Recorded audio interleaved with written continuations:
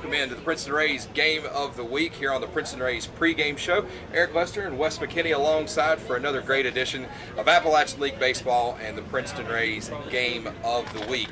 Today the Bristol Pirates will be in town, but since last we met, the Rays are 3-4, kind of a balanced win-loss record there. And Wes McKinney, as I bring you in, balanced seems to be the word to describe these Rays right now, and a balanced attack up and down the lineup. Yeah, Eric, when you look at the Princeton offense, and it's been a mixture of guys at the beginning of the season. Of course, Adrian Rondon, those 3 homers was well publicized. He cools off a little bit. Guys like Bobby Melly go on a hot streak. Robbie Tenerowitz had a hot streak at the end of the last homestand.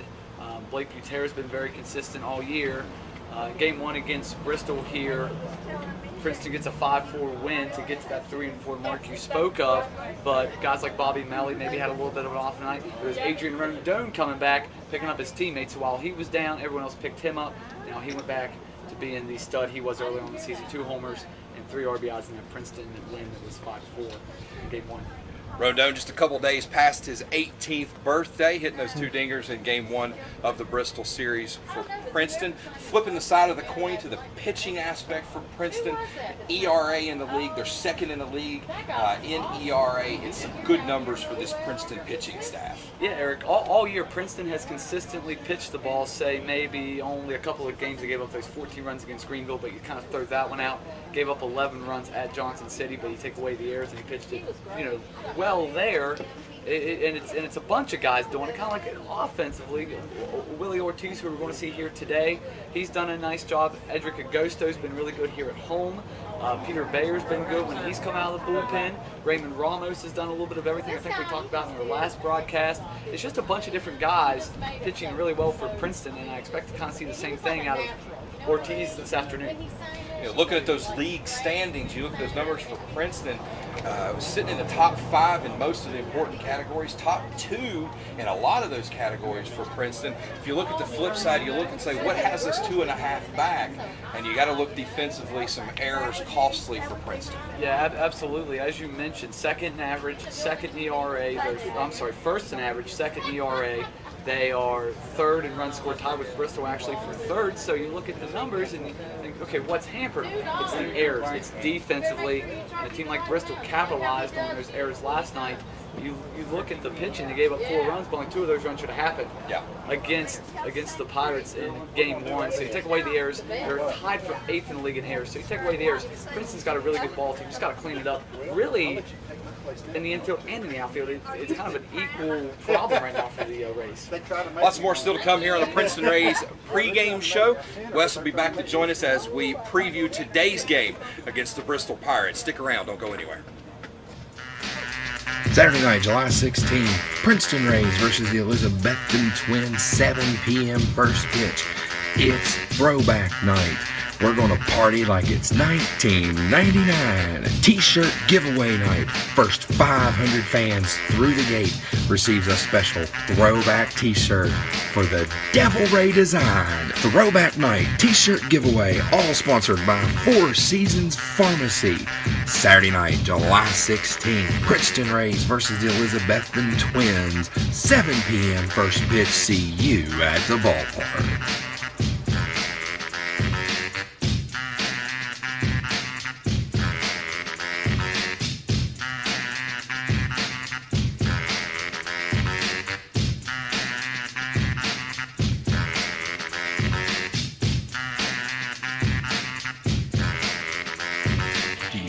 Business or an event to promote?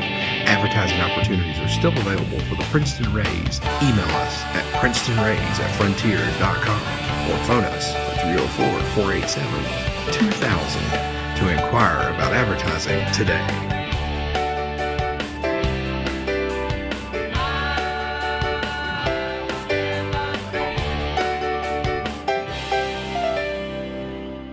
Fans, it's Faith and Fellowship Night here at the ballpark, part of our festivities and opening ceremonies.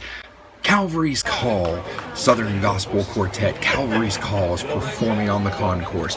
Let's take a listen as they perform one of their great songs. All right, come on in and welcome to a P-Rays game on this Sunday afternoon. Good to have all of you hanging out right here at the front gate. And we're Calvary's Call. We'll be singing a few Southern gospel songs for you here in the next 30, 40 minutes. So just enjoy. If you got some friends, camp out with us here for a little bit. Game doesn't get underway at about 5.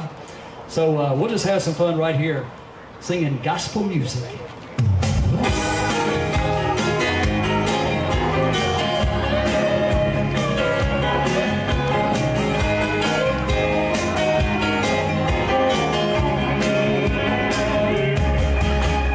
Paul met the Lord on Damascus Road. He never was the same again. When Peter met the Lord, he left his boat and started fishing for me. I may not be Peter or Paul, but one thing I can truly say, I met the Lord and made him my choice. He definitely made a change. He made a change in the way that I walk. He made a change in the way that I'm talking. Old things pass away. Behold, everything's new. He made a change in the life that I'm living. I'm born again, set free, finally forgiven. If he can make a change in me, he can make a change in you. Now I seen some old friends and shaking their head, thought they never thought they'd see today. When a sinner like me would praise the Lord and bow my head to pray. When I'm not what I used to be, you see my life is in rearranged. There's nothing that I've done that I've been someone who definitely made a change. He made a change in the way that I'm walking. He made a change in the way that I'm talking. Old things passed away. Behold, everything's new. He made a change in the life that I'm living. I'm born again, set free, finally forgiven. If he can make a change in me, he can make a change in you. He made a change in the way that I'm walking. He made a change in the way that I'm talking. Old things passed away. Behold, everything's new. He made a change in the life that I'm living. I'm born again, set free, finally forgiven. If he can make a change in me, he can make a change in you. He made a change in the way that I'm walking. He made a change in the way that I'm talking. Old things passed away. Behold, everything's new. He made a change in the life that I'm living. I'm born again, set free, finally forgiven. If he can make a change in me, he can make a change in you. I said if he can make a change in me, he can make a change in you. I know if he can make a change in me, he can make a change in you. He made a change.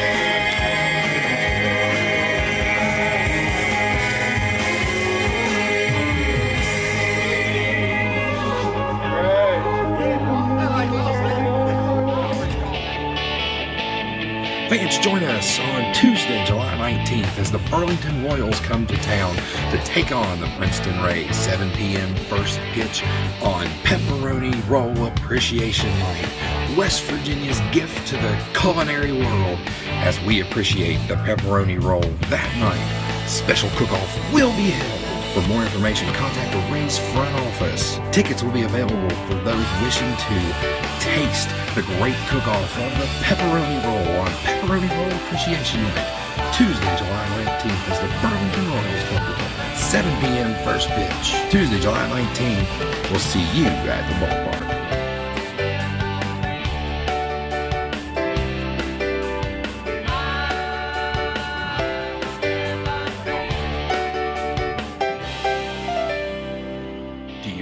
Business or an event to promote?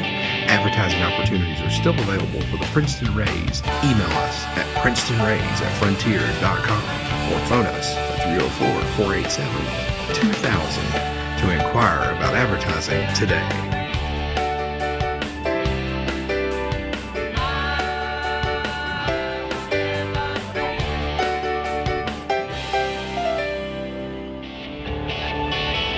It's a special day at the ballpark on Thursday, July 21st. Burlington Royals versus the Princeton Rays. 11 a.m. special first pitch. It's Kids Day. Daycare, summer programs, summer schools, and vacation Bible schools are all invited to the ballpark. Contact the Rays front office for ticketing info on Kids Day for the 11 a.m. first pitch. Also, businesses, co-workers come out and enjoy lunch at the ballpark at the world-famous Roscoe's Grill. Thursday, July 21st, 11 a.m. first pitch. Burlington Royals, Princeton Rays, 11 a.m. first pitch. Thursday, July 21st. See you at the ballpark.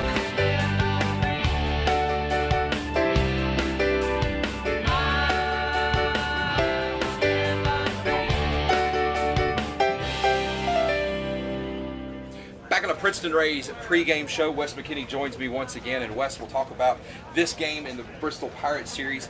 On the mound tonight for Princeton, Willie Ortiz. Willie Ortiz has gone 5 innings in each of his starts, so he's getting really good length for the Rays on the mound. Had 5 strikeouts his last start out, got a win, improved to 2-0 on the season. Went 5 innings at Johnson City as Princeton salvaged the 3rd game of that series. 5 strikeouts, as I mentioned. He's only walked 2 guys in 15 innings this year, so very consistent with his control, Willie is. I'm expecting to see some of the same for Mr. Ortiz on the mound today. Flip side, we look down the lineup. We talked about his production in Game 1. Adrian Rondon in the lineup again today. Yeah, Adrian going to bat in that 6th hole, which I think a guy like Adrian's a good spot for him. It doesn't put a lot of pressure on him. He can kind of do his thing down in the 6th hole. Had 2 homers, as we mentioned, last night. And he's just a guy that when he gets hot, it's fun to watch. And right now, he's hot. Yeah. Looking down the lineup for tonight, who else are you looking for impact play today? I think it's a couple of guys. First, offensively, Juan Rodriguez, the last time he swung a bat, he put one over the fence in that 2-0 win over Pulaski to get Princeton a critical win in the 2nd leg of doubleheader. And then while his bat's been struggling, I'll tell you who hasn't been taken to the field with him is Ralph Lorenzo. He has caught 3 runners stealing on base in Game 1 of this series. So while he hasn't been swinging the bat all that well, one of the bright spots defensively for the Rays here over, say, the last 4 or 5 games has been Lorenzo behind that plate.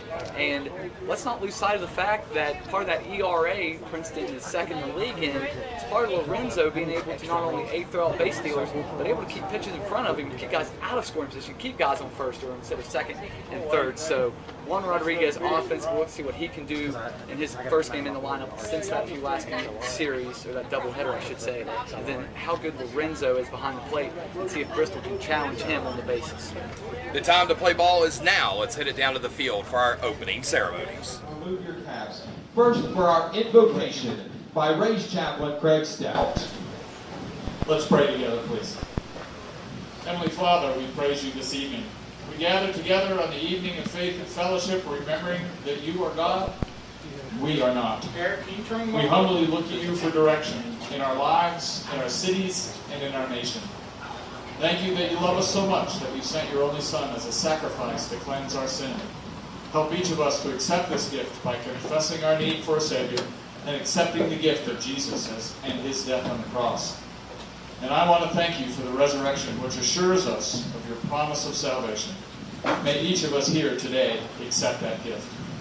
Finally, help us to remember, Lord, Philippians 4, 6, and 8, that says, do not be anxious about anything, but in every situation, by prayer and petition with thanksgiving, present your requests to God. And the peace of God, oh Lord, we need that peace right now in our nation, which transcends all understanding, will guard our hearts and minds in Christ Jesus. Finally, brothers and sisters, what's true and what's noble, whatever is right, whatever is pure, whatever is lovely, whatever is admirable, and if there's anything excellent or praiseworthy, think about such things. Help us, Lord, to think about those things in our life. In Jesus' name, amen. How do I eject the tape? You're going to take it off the camera. Oh, okay. Joining us on field today is also Scout Day, our members of the Boy Scouts and Girl Scouts of America, as we head to our national anthem. Today will be performed by Calvary's Call.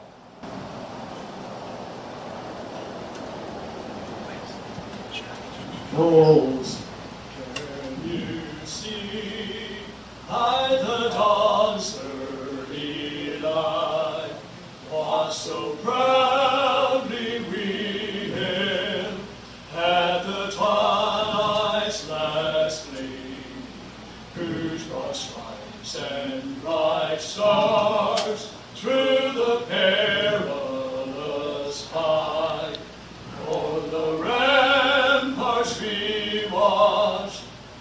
so gallantly stream, and the rocket's red glare, the bombs bursting in air, gave proof through the night that our flag was still there. Oh, say does that star-spangled banner yet wave o'er the land of the free and the home of the brave.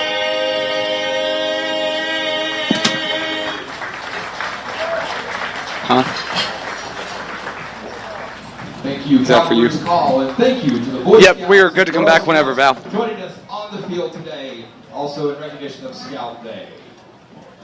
Just about ready to play ball here at Honeycutt Field. National anthem out of the way. Faith and Fellowship Night at the ballpark. Cavalry's call with the national anthem. Also, Scout Night here at the park as well. So a lot of different activities continuing throughout this homestand, and doesn't stop here on a great Sunday afternoon. Game time weather brought to you by the Princeton Healthcare Center. Double sevens on the board, 77 degrees, partly cloudy skies, a few fair weather clouds in our sky today. Wind, as usual, out to right field at about 5 miles per hour. Willie Ortiz going through his final warm-up pitches. Willie this season 2-0, won his first start at Burlington, no decision here at home 2 weeks ago against Danville, and then got a win last Monday at Johnson City. He gets the ball today, 2-0, 4.20 ERA for Willie. 15 innings, 16 hits, 7 earned. This is what I like the most. In just 15 innings, has walked just 2 batters and 10 strikeouts. At Johnson City on the 4th, a season-high 5 strikeouts as he went 5 innings, 3 hits, and earned run. Didn't walk anybody, and also giving Danny Schaefer great length out of the bullpen, or on the mound as a starter this year, I should say, to save the bullpen. 5 innings in all 3 starts. Maybe the one concerning thing, if you're looking to knock Willie on something, is he's given up 3 home runs in 3 starts. He will face Garrett Brown, Adrian Valerio, and Raul Siri to begin the game here for Bristol. Left-handed hitting Garrett Brown, center fielder today after playing right last night. 348 hitter, was 0 for 5 though in last night's game. And Ortiz pumps strike 1 in for the first pitch of the game on the inside corner with a fastball. Ortiz with the 0-1, and this is grounded foul past Devin Davis at first base, and now it's quickly 0-2. Garrett Brown before that 0 for 5 last night, was 6 for 6 in his last 2 games, and maybe the biggest out he made last night was he struck out looking for the second out in the top of the 9th with the tying run on third base. The 0-2 by Ortiz is a breaking pitch into dirt and away, and it's 1-2 on Garrett Brown. Bristol and Princeton both 8-8 on the season. Bristol, however, just a game back out of first in the West. Fastball outside, 2 balls, 2 strikes. Princeton got a little bit of ground to make up. They are 2.5 back in the Appalachian League's Eastern Division. Ortiz with the 2-2 pitch, and this is swung through and missed at by Brown in the first out of the game, is a strikeout from Ortiz against Garrett Brown. Brings to the plate Adrian Valerio. He batted third last night. He was at short. Now he bats second and still is at short. 300 hitter, 18 hits and 60 at-bats, 6 runs scored, does have 5 doubles, a home run, and is the team leader and 12 RBIs. Ortiz's first pitch is a fastball that is in the dirt and away, and it's a ball and no strikes. Also for Valerio, 2 for 4 last night, an RBI double in the 7th to get it within 5-4. Shoots this one in the left center gap. It's going to split Stemp and Gustave. Stemp over to cut it off, but with a double with 1 out here in the top of the first inning is Adrian Valerio. Took the pitch from Ortiz and drove it into left center. Stemp was able to get to the track before it got to the wall, but it didn't stop Valerio from getting to second. Last 2 at-bats for Valerio has resulted in 2 doubles, with that double last night's game coming in the 7th, as I mentioned. That got it to within 5-4 for Bristol before Princeton eventually won. Raul Siri will dig in. He was 2 for 4 last night. Siri was on base all 4 times after reaching on 2 errors as well. Grounder towards Tenerowitz. Robbie plays a tough hop, is up with it for the 2nd out. Moving over to 3rd is Valerio, but with 2 outs, you can't be too concerned now about the base runner for the Pirates. The right fielder, number 25, Alexis Bastardo. Alexis Bastardo is the batter now, cleanup hitter. He was the pinch runner last night for the Pirates after it was Bristol's catcher Yoel Gonzalez with a leadoff walk in the 9th, and then they pinch ran Bastardo. Bastardo advanced to 2nd on a wild pitch, got to 3rd on a pass ball, and then was stranded there with 1 out in the 9th. Ortiz with the first pitch to Bastardo, strike 1 right down the middle to the cleanup hitter for Bristol. Scoreless here at top of the 1st, Bristol and Princeton underway. 1 out double by Valerio. He's now at 3rd, but Ortiz looking to get out of the inning here. Ortiz with the pause, and now the kick and the delivery, and that's a breaking pitch. That is a strike after it falls out of the glove of Lorenzo, but it was right on the inside corner, and it's no balls and 2 strikes. Right-handed hitting outfielder Alexis Bastardo, the 0-2 from Ortiz. This is grounded towards Rondon. He gets a clean hop across the diamond, and Bastardo is retired at 6-3. The 1-out double doesn't hurt Ortiz. No runs, a hit, 1 left for the Pirates in the top of the 1st. Scoreless, and Princeton comes to bat in the bottom half. This is Princeton Rays baseball on 103.3 The Way and online at 103.3theway.com. Saturday night, July 16th, Princeton Rays versus the Elizabethton Twins, 7 p.m. first pitch. It's throwback night. We're going to party like it's 1999. A t-shirt giveaway night. First 500 fans through the gate receives a special throwback t-shirt for the Devil Ray design. Throwback night t-shirt giveaway, all sponsored by Four Seasons Pharmacy. Saturday night, July 16th, Princeton Rays versus the Elizabethton Twins, 7 p.m. first pitch. See you at the ballpark.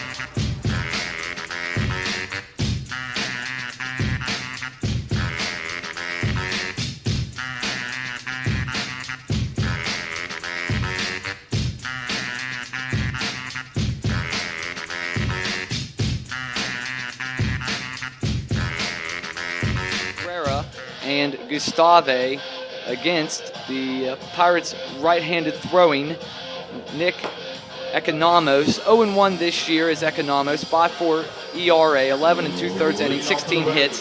Has given up 7 earned runs, walked 7, and struck out 10. Pitched 4 shutout innings at Pulaski. That came on Monday as well, the 4th. 4 innings, 4 hits, walked 3, and struck out 4. Did Economos. He will face Trek Stemp. Stemp had his 8-game hitting streak ended last night, looking to get a new hitting streak started here. Struck out twice in the game. Did score a run after being hit by a pitch. Takes a breaking ball on the inside corner, and it's 0-1 to Trek. He comes in hitting .333, 12 of 36, 7 runs scored, a double, a triple, and RBI for Trek. This is grounded towards the third baseman, De La Cruz, who was playing a step in on the grass, and Stemp is retired. 5-3 to begin the Princeton bottom of the 1st. Number 25, Eliardo Cabrera. Cabrera will now bat, and man, he's been in some kind of funk. You hate to see anybody in a slump like he's been in. 0 for 19 since last Saturday at Johnson City. Last hit coming a week ago yesterday for Eliardo. Average dropped now to .216. He chops the first pitch he sees. Foul behind the catcher, Blake Gibbs. Well, the Bristol defense, Gibbs is the catcher for Economos. The infield around the horn, De La Cruz at 3rd, Valerio at short, Siri at 2nd, and it's Herrera at 1st. Outfield left to right, Fernandez, Brown, and Bastardo. And the 0-1 from Economos to Cabrera is fouled off once again. Now Eliardo in the hole, 0-2. Economos throws a fastball high and away, and it's 1 ball and 2 strikes. Gustave waiting on deck. He was in a little bit of a funk before Thursday. He got out of that as Cabrera's trying to work his way out of this slump. 1-2 from Economos, and that sails outside. Almost takes the glove of Gibbs with it to the backstop, but it evens up the count. 2 balls and 2 strikes. Economos, a native of Worcester, Massachusetts, went to, get this, Mercer County Community College. That is in West Windsor, New Jersey. The 2-2 is high and away, now runs at full. Does Cabrera, meeting between Gibbs and Economos here, and ironically enough, Mercer County Community College, as I mentioned, in West Windsor Township, New Jersey. The county seat for Mercer County in New Jersey. How about this? How about Princeton? Just like it is here in West Virginia, the county seat for Mercer County in West Virginia is Princeton.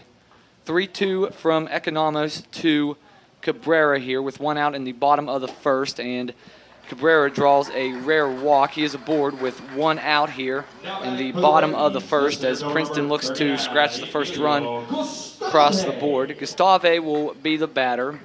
Got his average back up with that 3-for-6 effort, as I mentioned. Now back at 320, 16 for 50.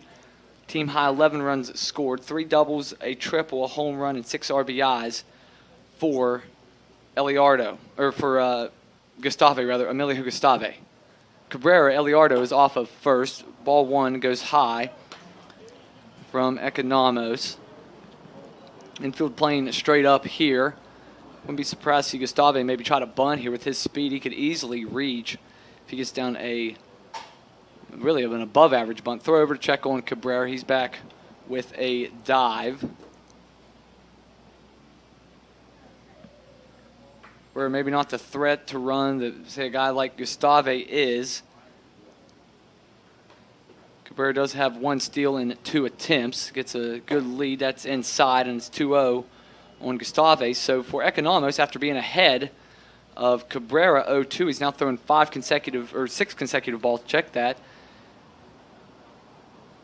Walked Cabrera on 6 pitches and now is falling behind 2-0 to Gustave, and that sails high. Now it's 7 consecutive balls by Economos to Gustave. 1-on-1 out bottom of the first as Nick Economos for Bristol struggles with his command here.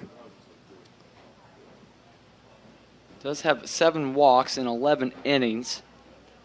He has at least 2 walks in every start this year. 3 last start at Pulaski. The 3-0 from Economos, and this is a strike right down the heart. And it's now 3 balls and a strike. Roughest start, maybe the longest start for Economos, but maybe the roughest for him was back on the 29th of June when he went 4 2/3, gave up 8 hits and 5 runs, walked 2 and struck out 2. The 3-1 with the runner on the move is fouled and into the first base bleachers, and it'll actually now run the count 3 balls and 2 strikes to Gustave. That start for Economos came back at Burlington when he gave up those 5 runs on 8 hits. First start of the season was at Bluefield. 3 innings there, 2 earned, 4 hits, walked 2 and struck out 4. So a pair of 4 strikeout outings for Economos in his 3 starts this year. Full count pitch to Gustave with the runner on the move, and Economos has walked back-to-back batters here in the top of the first. Cabrera rolls on down to second.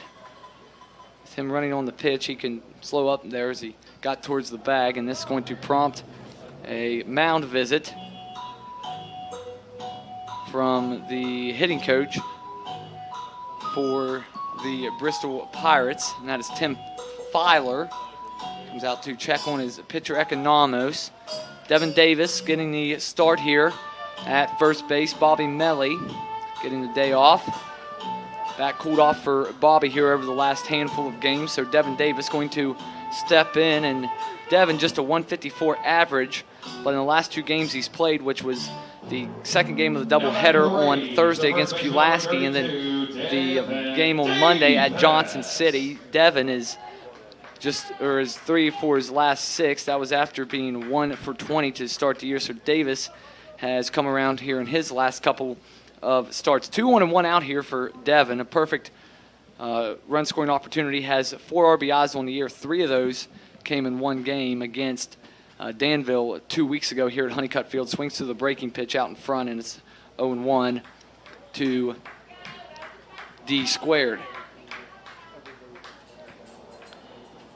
After Economos got Stemp to ground out to third, he issued back-to-back walks on full counts to Cabrera and Gustave, and that brings to the plate Davis. The 0-1 is a breaking pitch outside corner, called strike 2 to Devin.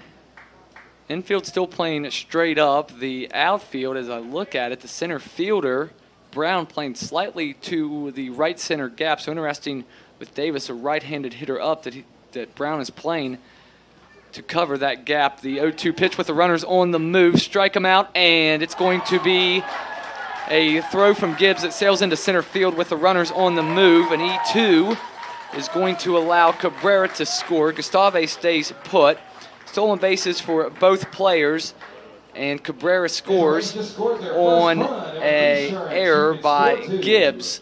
And just like yesterday's game, Princeton gets a run in the bottom of the first without a hit. Yesterday it was back-to-back hit by pitches, and then a thrown error by the Bristol catcher Yoel Gonzalez that allowed Stemp to score. And now it's Cabrera scoring off the error here in the bottom of the first. And with now 2 gone, it brings to the plate Oscar Rojas, and a run-scoring opportunity for him. Davis goes down on strikes for the second out. Rojas, 444, 8 for 18, and most impressively showing some gap power with 3 doubles in those 8 hits. The 1-0 goes low by Economos, and it's 2 balls and no strikes. Rojas, a 3-hit game last night, 2 singles and a double for Rojas. Off a second is Gustave, and the 2-0 is a strike delivered. That's 2-1 on the designated hitter for the Rays. Rays get a run on the thrown error by Gibbs. It's now 1-0 Princeton here as we play the bottom of the first, and looking to add on here if Rojas can shoot a ball into the outfield. The 2-1 is a strike taken at the chest, and now it's 2 balls and 2 strikes to Rojas. Rojas trying to get on somehow to get the hot-hitting Adrian Rondon to the plate here in the bottom of the first. 2-2 from Economos, and this is a grounder towards the second baseman, and it's under the glove of Siri. Racing home is Gustave. He's up standing, and Princeton extends their lead to 2-0. What happened there with Siri was, for whatever reason, he went towards the bag at second, and the ball was back towards the hole there between first and second. Siri tried to readjust and just stuck his glove out to extend it and could never get back to the ball before it snuck under his glove. They will actually score that as an error on Siri, so it will not be an RBI for Rojas. He does reach, and it does get to the plate, however. Adrian Rondon here, 2-0 Princeton, still no hits. And Rondon, first pitch swinging, lifts the ball into medium depth center field. Brown under it, and he has it for the final out. Princeton, though, 2 runs on no hits, 2 Bristol errors, and Princeton does leave a man. After 1 full, it's Princeton 2 and Bristol nothing. This is Princeton Rays Baseball on 103.3 The Way and online at 103.3theway.com. Fans, join us on Tuesday, July 19th as the Burlington Royals come to town to take on the Princeton Rays. 7 p.m. first pitch on Pepperoni Roll Appreciation Night. West Virginia's gift to the culinary world as we appreciate the pepperoni roll that night. Special cook-off will be held. For more information, contact the Rays front office. Tickets will be available for those wishing to taste the great cook-off on the Pepperoni Roll on Pepperoni Roll Appreciation Night. Tuesday, July 19th as the Burlington Royals come to town. 7 p.m. first pitch. Tuesday, July 19th, we'll see you at the ballpark.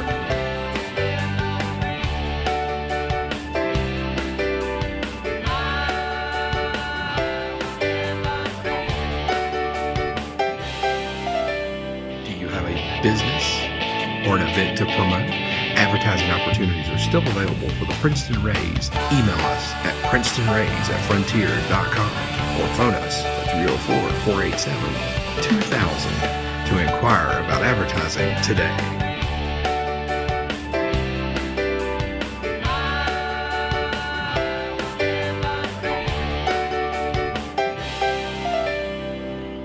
second. For the Pirates, it's Herrera, Gibbs, and De La Cruz. 5, 6, 7 for the Pirates as they try to get back in the game here. Ortiz gave up that one-out double in the top of the first, I should say, but was able to get 2 ground outs afterwards and keep the Pirates off the scoreboard. Maybe the most dangerous hitters here in this Bristol lineup coming to bat in terms of at least power. Jan Herrera with an RBI last night, also had a 3-hit game. One of those was a double. It was an RBI double for Herrera. Left-handed hitting first baseman, batting .352 this year, 19 for 54, and the first pitch he sees from Ortiz is a ball that's in the dirt and inside. 2 home runs, 11 RBIs. He's second on the team and runs batted in behind the shortstop Valerio. 1-0 from Ortiz is a little cue shot. Racing in from left field is Stemp, and he will have the first out of the top of the second. Off the bat, thought that might drop in left center gap there, but Stemp closed ground pretty fast and was able to retire Herrera. The catcher number 6, Brent Gibbs. Gibbs will be the batter here, the catcher Gibbs. Last night 0 for 2, was on base twice though, walked, hit by a pitch, scored a run, did strike out swinging, did Gibbs. 5 for 23 on the year, 6 runs, a double and 2 RBIs, strike 1 outside corner fastball called. Ortiz done a nice job here of getting ahead. I know it's early, but you can kind of tell when a pitcher's starting to field a little bit is whenever he's getting ahead in the count. That's when there's a bouncer that spikes a couple of feet out in front of home plate, and it's a ball and a strike to the Bristol catcher, Brent Gibbs. Princeton up 2-0 here, top of the second. This is a shot into left center field, sending Stemp back, and Stemp can't get it. Hits off the middle of the wall, and racing into second is Gibbs. And for the second straight inning, Bristol has themselves a 1-out double. First it was Valerio, now it's Gibbs. Stemp, a great effort out there in left field. Initially off the bat, thought the pitch might carry over the fence. Stemp crashed into the wall, couldn't get it. Got a nice carom though, landed right at his feet. Was able to get it back in to prevent further damage. But Bristol does have a base runner here with 1 out in the top of the second. It brings to the plate Julio De La Cruz, batting .234 on the year, has 11 hits, 3 of them for extra bases, 2 doubles, and 1 home run. Ortiz delivers low and inside for ball 1 to De La Cruz, trying to wiggle out of a little bit of a situation here as he did in the top of the first. And you want to talk about wiggling out of situations. You were with us last night. Hector Lopez about gave everyone a heart attack here. Swung through and missed that on the off-speed pitch by De La Cruz. And now it's 1 ball and 1 strike. And going back to Lopez just for a second, had that tying run on third base after he gave up a run in the 7th. Never faced the minimum in his 4 innings of work, but got it done when it really mattered. 1-1 from Ortiz as he checks the runner Gibbs, and this is a line shot past Rondon. Goes into left field. They will hold the runner Gibbs at third. And there'll be runners out on the corners now for the Pirates as Sam Kennelly will bat for Bristol. He's the designated hitter in the game here tonight. Back-to-back hits. First the double by Gibbs, and now the single by De La Cruz, both into left field. And Sam Kennelly with a RBI opportunity, has 3 on the year, just 4 for 27. That's a .148 average. No walks, has struck out 5 times. Last start came in a doubleheader at Elizabethton on Thursday. He was 1 for 3 and scored a run. Part of a baseball family, originally from Australia here, is Kennelly. Ortiz with the kick, and that runs inside, almost clips Kennelly. Very stoic, doesn't even flinch at that pitch that was in on his hands. But Kennelly, 3 other brothers that have played or are playing minor league baseball. Perth, Australia native is Kennelly. His brother Tim is currently, his brother Matt is currently in the Braves organization. 1-0 is high. Also, Kennelly had a brother Tim that played in the Phillies organization. in 2011 and 2012. Played a little while in the Rangers organization, did Tim Kennelly, and then Josh Kennelly spent some time with the Reds organization, and now here Sam Kennelly is part of this Pirates organization. 2-0 from Ortiz with 2 on and 1 out. A fastball cut out and missed by Kennelly, 2 balls and a strike. Ortiz looking for that ground ball here at one of his middle infielders, trying to get out of the inning. Tenarowitz shifted over towards the bag at second with the right-handed hitting Kennelly at bat, and Rondon playing straight up. Davis holding the runner on at first, and on the line is Rodriguez at third. 2-1 from Ortiz. This is a fastball inside corner, called strike 2, evens it up. 2 balls and 2 strikes. Princeton with a 2-0 lead in the top of the second. Bristol threatening here, trying to get on the board for the first time themselves after back-to-back hits with 1 out, double from Brent Gibbs, and then a single by Julio De La Cruz. Outfield at regular depth as well, maybe playing in a little bit is Cabrera, but he likes playing in a little bit shallow. A key strikeout there as Kennelly chases what would have been ball 3, and it's the second strikeout of the game for Willie Ortiz, and it's a critical second out. Now you don't necessarily need a double play ball to get out of the inning. The 9th hitter here in the Bristol lineup is Victor Fernandez, and that's who will bat. Fernandez last night in the game was 1 for 4, had a single in the 3rd inning, called strike 1 outside corner to Fernandez, a .382 hitter. Is second in total hits in the Appalachian League, has 21 of those, and is third in average at .382. But Ortiz trying to get Fernandez to hit into an out here to get out of this jam. This is a fastball backhanded by Lorenzo, and it's a ball and a strike. Runners on the corners for the Pirates, and 2 outs. Now the middle infield giving themselves plenty of depth. Tenarowitz and Rondon all the way back on the outfield grass, or on the edge of the outfield grass.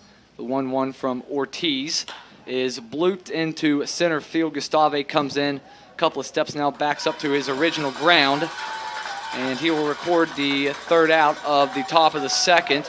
Bristol gets 2 on but can't convert. No runs on 2 hits, and the Pirates leave 2.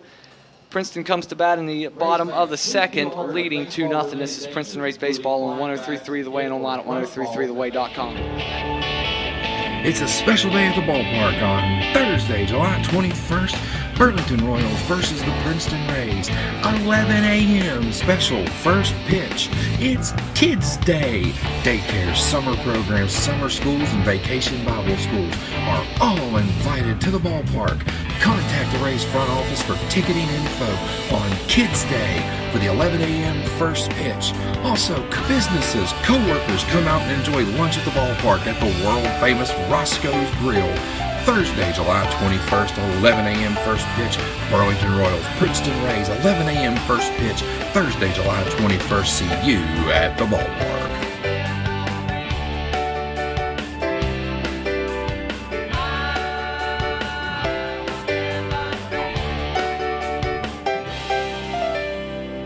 The bottom of the 2nd, 7-8-9, Lorenzo Tenarowitz and Juan Rodriguez for the Rays.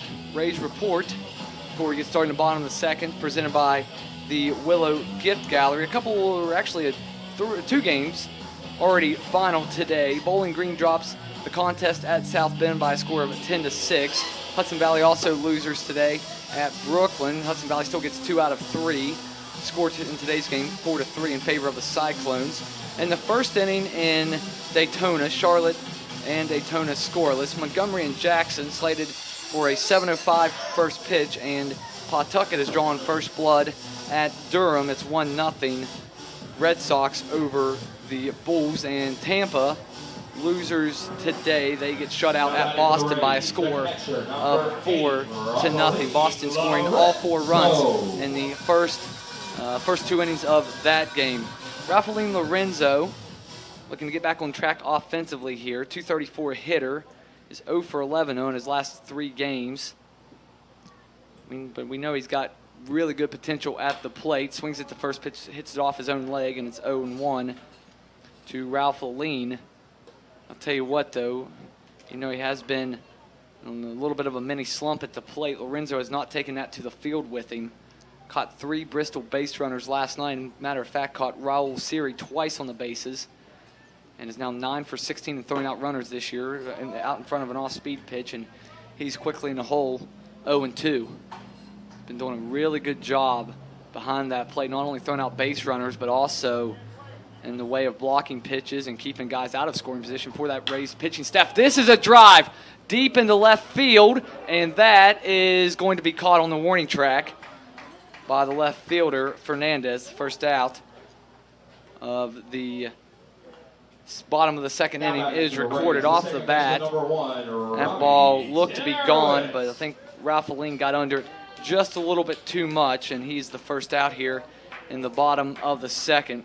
Robbie Tenerowitz will come in. He is also, really hate to burn these guys, but Robbie's been a little bit of a slump too. 273 hitter, 12 for 44, takes ball 1, does Tenerowitz. 12 for 44, 3 doubles, a homer, and 8 RBIs, but hasn't had a hit since a week ago at Johnson City. 3 walks, 10 strikeouts, and 5 runs scored for Tenerowitz as he looks to get out of this slump he's in. The 1-0 by Economos. It's a breaking pitch, and in there for strike 1. Now 1 ball and 1 strike.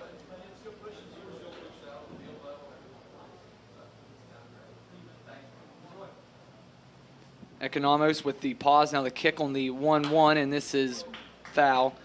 Back against the screen, a ball and 2 strikes against Tenerowitz. Juan Rodriguez waits on deck. Tenerowitz trying to get something started here in the Princeton bottom of the second. It's Rays 2 and Pirates nothing. Princeton getting both runs on 2 Bristol errors in the bottom of the first. It's in the dirt, and it evens it up. Tenerowitz really ended that last homestand on a really high note against Greenville, and then was money against Johnson City in the first game or so of that series. Has cooled off since, but he's another guy that hasn't let it bother him defensively. About a shorthand as they come out there in the middle infield. This bounces in the dirt and way outside in the left-handed batter's box. And now it's full on Robbie Tenerowitz, who is looking to reach here with 1 out in the bottom of the second. Gibbs and Economos discussing, it's Economos wants a new pitch. I wasn't sure exactly what the conversation was. Gibbs was out on the edge of the grass there at home plate. Wasn't exactly sure what that conversation was about, but Tenerowitz faces a full count here. Fighting off a couple of pitches.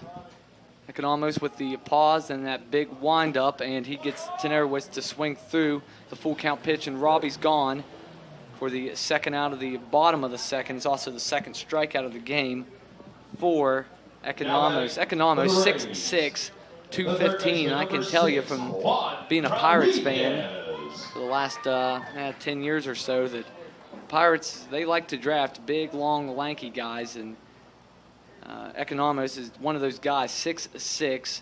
A couple of guys that are 6'6" on this squad. Chop foul in front of home plate by Rodriguez. He's in the hole now, 0-2. Look at Greg Hartley. He's also 6'6".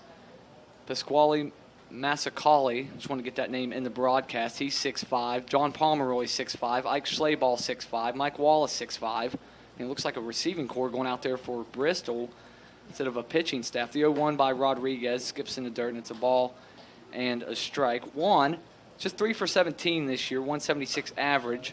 Has scored 2 runs. His last hit, the last time a ball came off of his bat, was a cracking home run into left field in the game 2 of the doubleheader there on Thursday against Pulaski. Helped get Princeton a 2-0 lead and get them an eventual win. The 1-1 runs inside on Juan, and it's 2 balls and a strike. Economos trying to work a 1-2-3, a line drive right at the shortstop Valerio. He will. 3 up, 3 down go the Rays in the bottom of the second. But Princeton will head to the top of the third with a 2-0 lead. This is Princeton Rays baseball on 103.3 The Way and online at 103.3theway.com. Saturday night, July 16th, Princeton Rays versus the Elizabethton Twins, 7 p.m. first pitch. It's throwback night. We're gonna party like it's 1999. T-shirt giveaway night. First 500 fans through the gate receives a special throwback t-shirt for the Devil Ray design. Throwback night t-shirt giveaway, all sponsored by Four Seasons Pharmacy. Saturday night, July 16th, Princeton Rays versus the Elizabethton Twins. 7 p.m. first pitch. See you at the ballpark.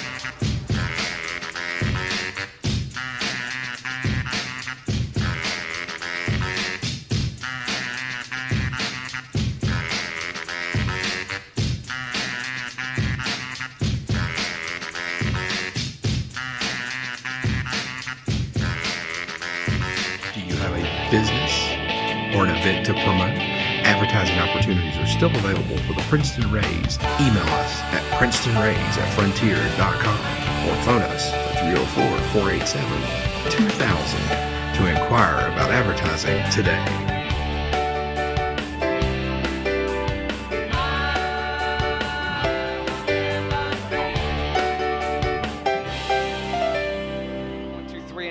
Of the game here. It's the top of the order. Brown, Valerio, and Siri for the Pirates. Princeton leads at 2-0 here as we get ready for the top of the third. One of my favorite songs maybe of all time, The Who.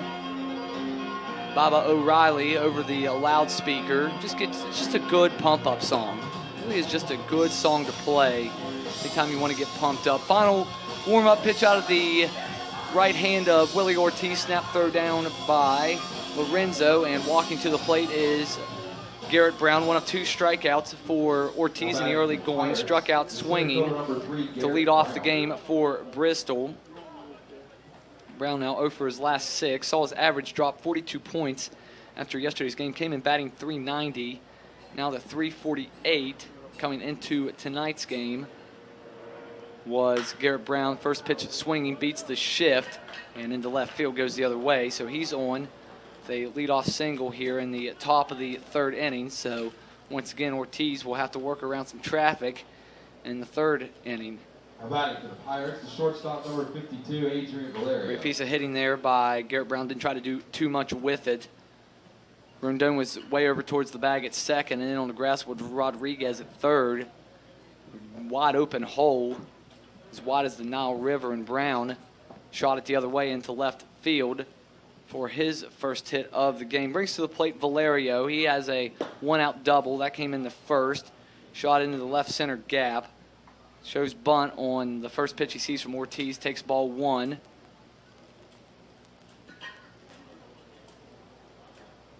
Ortiz with the long look in. Modest lead by Brown. He's 1 for 1 stolen bases, but he bluffs the start. Bunt down. Davis in to get it, and Ortiz late getting to the bag. Some miscommunication between Ortiz and Davis, and Valerio is going to be aboard with a bunt single. I think maybe Davis should have went to the bag and let Ortiz get the ball.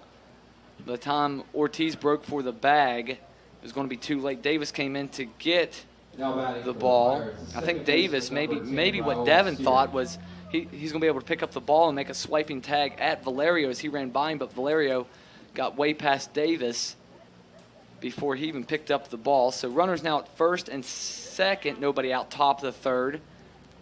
And it brings to the plate Raul Siri. He grounded out to Tenerowitz in the first inning. And man, we love to see a ground ball here right back at Robbie. Chance to turn 2. Siri, squares to bunt, takes ball 1 outside. Davis expecting bunt. He's a couple of strides in on the grass. Rodriguez likewise at third. Tenerowitz and Rondon playing for a grounder up the middle.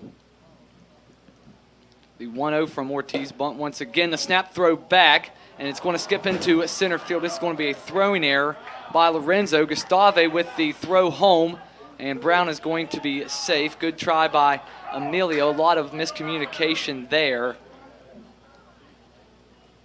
Garrett Brown, a perfect bluff. And I thought they had him picked off at second. He did the right thing and started going towards third. And if it's a clean throw back to second, they have a chance to gun down Brown at third. But Brown will score. It's going to be scored an error. Have to see what they give Valerio. I think that would be an error as well. Siri's still at the plate now. He bounces a grounder towards Rodriguez. 2 strides in on the grass. He's going to have to make a strong throw over to third. And another Princeton error is going to allow Siri to score. And Princeton just shooting themselves in the foot again. Siri will reach on the air. Valerio comes around to scores. He was going to reach third on the ground ball. Can't blame Willie Ortiz. He's trying to do his job, and the defense is letting him down.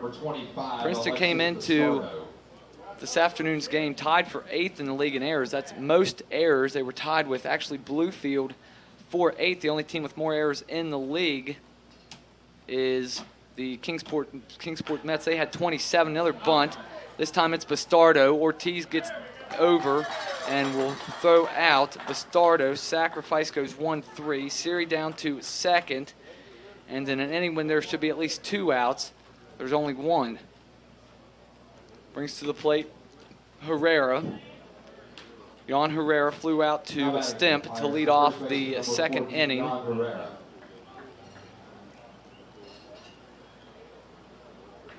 Runner on second for Bristol. They've tied it here.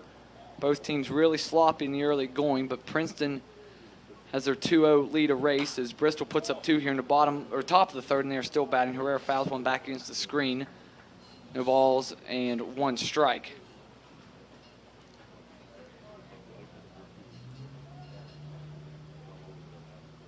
Ortiz with the pause. Will turn his head, check the runner at second. That's Siri. And the 0-1 is a fastball inside corner called strike 2. Inning started with Garrett Brown taking a single the other way to left field, then a bunt single by Valerio, some miscommunication between Davis at first and Ortiz, then a pickoff play, a snap throw down to second by Lorenzo, sailed into Siri's going to be on the move, and down goes Herrera on strikeouts. Lorenzo didn't catch it cleanly, so he never had a throw down at Siri, so Siri will steal third, but there is now 2 outs in the inning. Brings to the plate Brent Gibbs. He is 1 for 1. Check that, doubled with 1 out in the second, was stranded at third. But meanwhile, back to this inning, after Valerio had the bunt single, they tried a snap throw down to second to try to get Brown. He took off for third. Throw sailed into center field. Brown scored on the throwing error. Valerio went to second. Then an error by Juan Rodriguez allowed Valerio to come around and score. And Siri reached on that error. He advanced to second on a sacrifice bunt by Bastardo.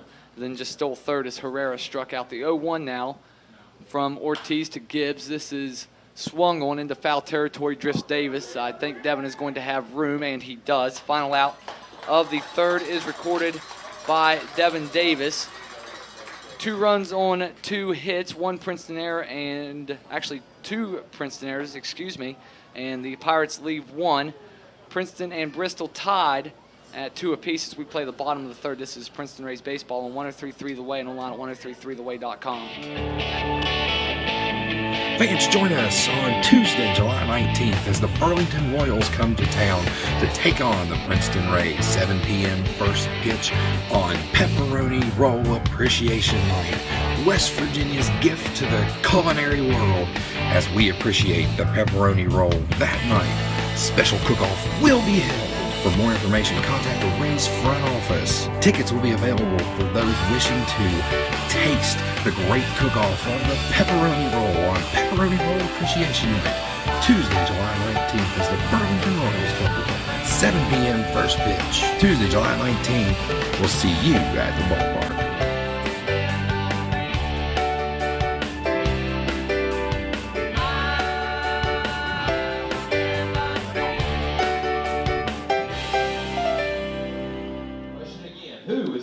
New ball game after the Pirates score 2 runs in the top of the third. It's now tied at 2 apiece. Top of the order for the Rays, Stemp, Cabrera, and Gustave.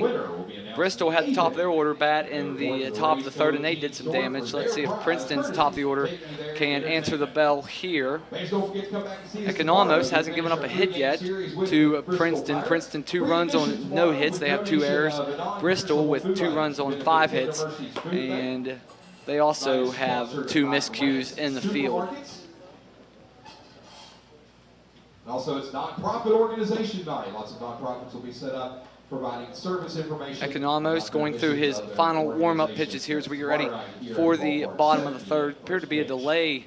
Exactly know what that was, but now the final throw of his warm-up is in the books. And coming to the plate, Stemp. Stemp on a 0-1 pitch, grounded out to third in the bottom, the bottom of the first to start the Princeton Rays order on the evening.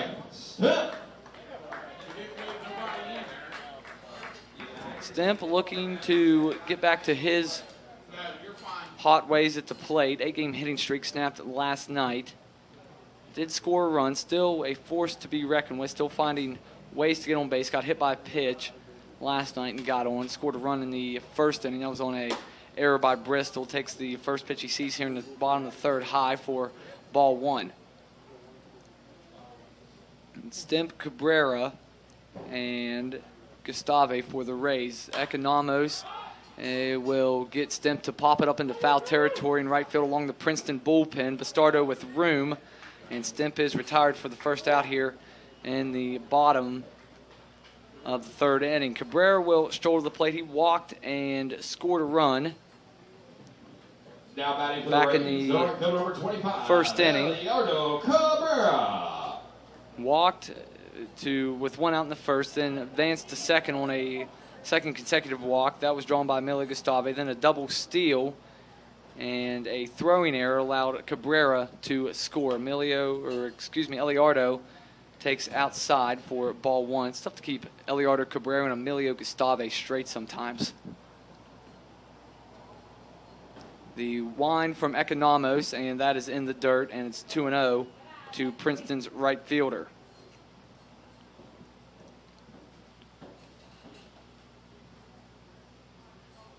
The pause now, and the 2-0 from Economos. And this is a line drive into right field. That's going to roll towards the wall. Bastardo over to cut it off. Cabrera's it's going to be fumbled in right field. Bastardo has problems with it. Cabrera digging for third, and he is going to be there with a head-first slide. Really didn't need to, but Princeton in business here in the third.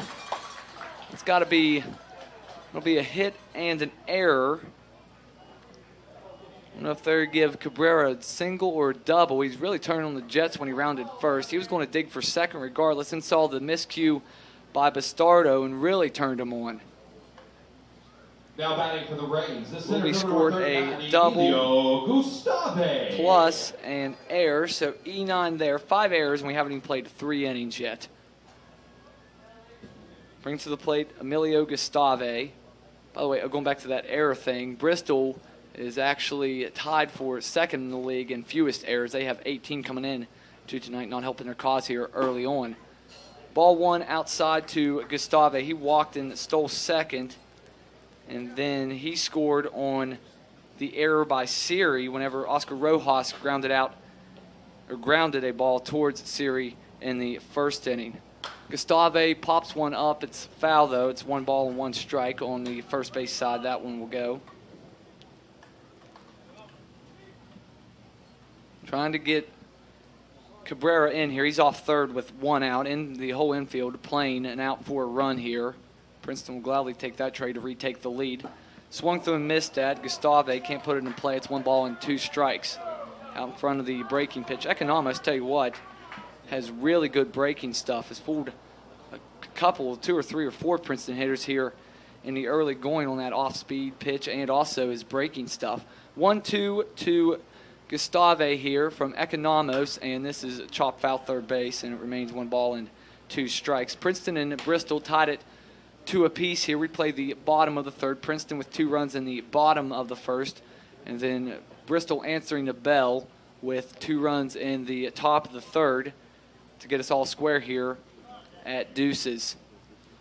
Once again, the 1-2 from Economos. He kicks, and this is a pop-up into shallow left field. Out to get it is the shortstop, Valerio, along the foul line. He has the second out, and Gustave squanders an opportunity to get Cabrera in. Now batting for the Rays. Brings to the plate Devin Davis. Davis, one of 2 strikeouts in the game for Economos. He was the first of 2 as well. Went down swinging on an 0-2 pitch as Cabrera and Gustave were off with the pitch. In that particular at-bat, Economos trying to wiggle off the hook here after giving the 1-out double up to Cabrera. Breaking pitch outside corner, called strike 1. Buckle Davis. We weren't going to be able to do anything with that pitch anyway, regardless of whether he tried to take a swing or not. 0-1 with Cabrera off of third. This is chased outside on the fastball. Now it's 0-2.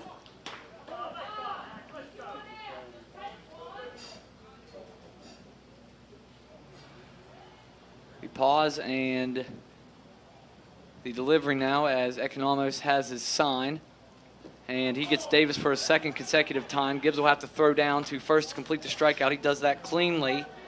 No runs, 1 hit, 1 error, and 1 left. We played 3 full. It's Princeton 2 and Bristol 2. This is Princeton Rays Baseball on 103.3 The Way and online at 103.3theway.com. It's a special day at the ballpark on Thursday, July 21st. Burlington Royals versus the Princeton Rays. 11 a.m. special first pitch. It's Kids Day. Daycares, summer programs, summer schools, and vacation Bible schools are all invited to the ballpark. Contact the Rays front office for ticketing info on Kids Day for the 11 a.m. first pitch. Also, businesses, co-workers come out and enjoy lunch at the ballpark at the world-famous Roscoe's Grill. Thursday, July 21st, 11 a.m. first pitch. Burlington Royals, Princeton Rays, 11 a.m. first pitch. Thursday, July 21st. See you at the ballpark.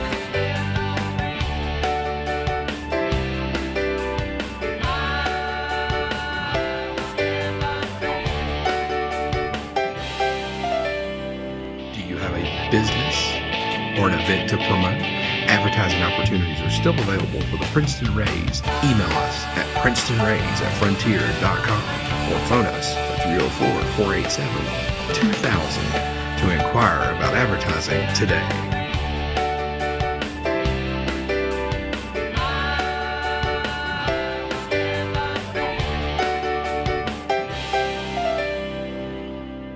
Rodriguez probably should have just ate that ball and lived to fight another day, but Kennelly will reach on the error.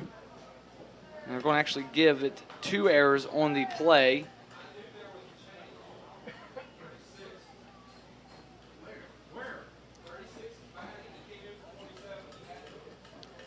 Have a pinch hitter now for the Pirates. Would be Wasker Fuentes batting for the Pirates here, number 36. As he bats for Victor Fernandez here, takes a ball inside, 1-0. For 36, Huskar Fernandez.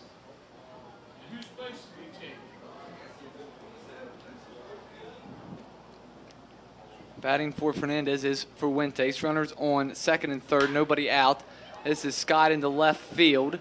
Left center field make that. Gustave is under. He calls off Stemp. Runner will score. Both runners tagging. And into third slides Kennelly. And scoring is De La Cruz. Another unearned run on the board. Bristol has their first lead of the game. It's now 3-2. A sac fly for Fuentes here in the top of the fourth. Now batting for the Pirates, the center fielder number 3. And back to the top of the order, Garrett Brown. Still a RBI opportunity for Brown with a runner off of third and 1 out. Infield will come in all the way around.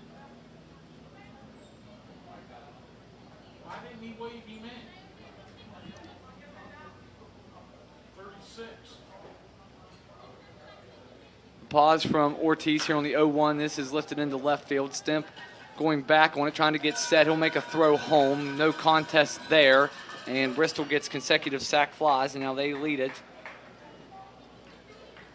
by a score of 4-2. Sack flies by Fuentes, now by Brown, and it brings to the plate Adrian Valerio. He'll be batting here. Bases empty and 2 outs. Bristol, though, with 2 in.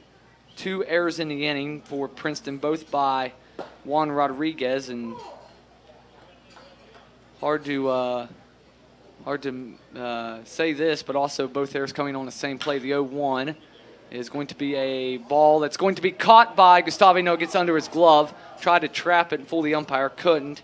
So the inning continues with a single by Valerio into shallow center field. Gustave looked like he maybe misread it a little bit, got a really late jump on it, and almost made a fantastic defensive play, but got down just in front of his glove as he slid on his stomach to try to get it, couldn't, and it brings to the plate Raul Siri, and this may be a good time for Rafaelino Lorenzo to go out and give Ortiz a breather. He's thrown a lot of pitches this inning.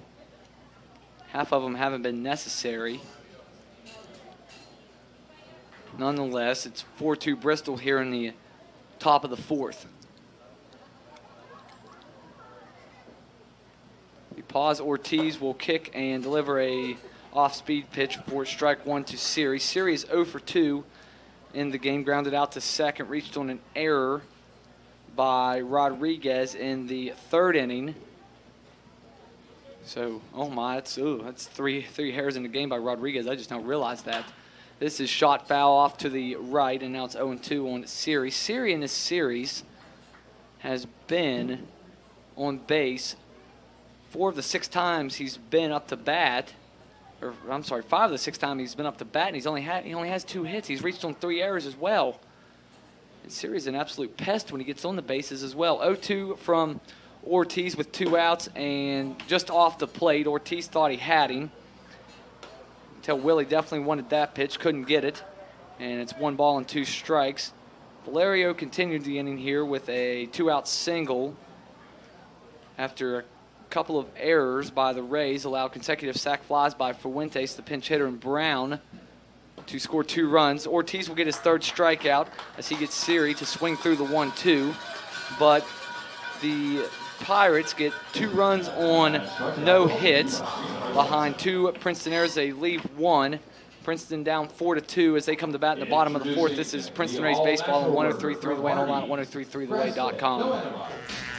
Saturday night, July 16th, Princeton Rays versus the Elizabethton Twins, 7 p.m. first pitch.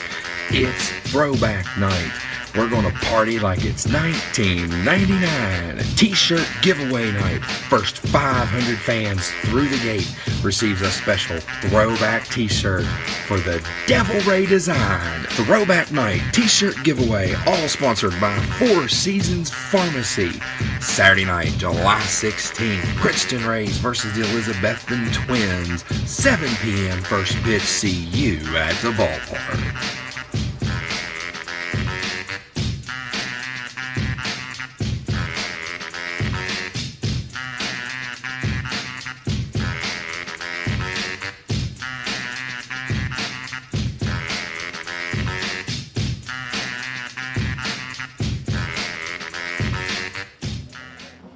Race trail for the first time in the game here as we move to the bottom of the 4th.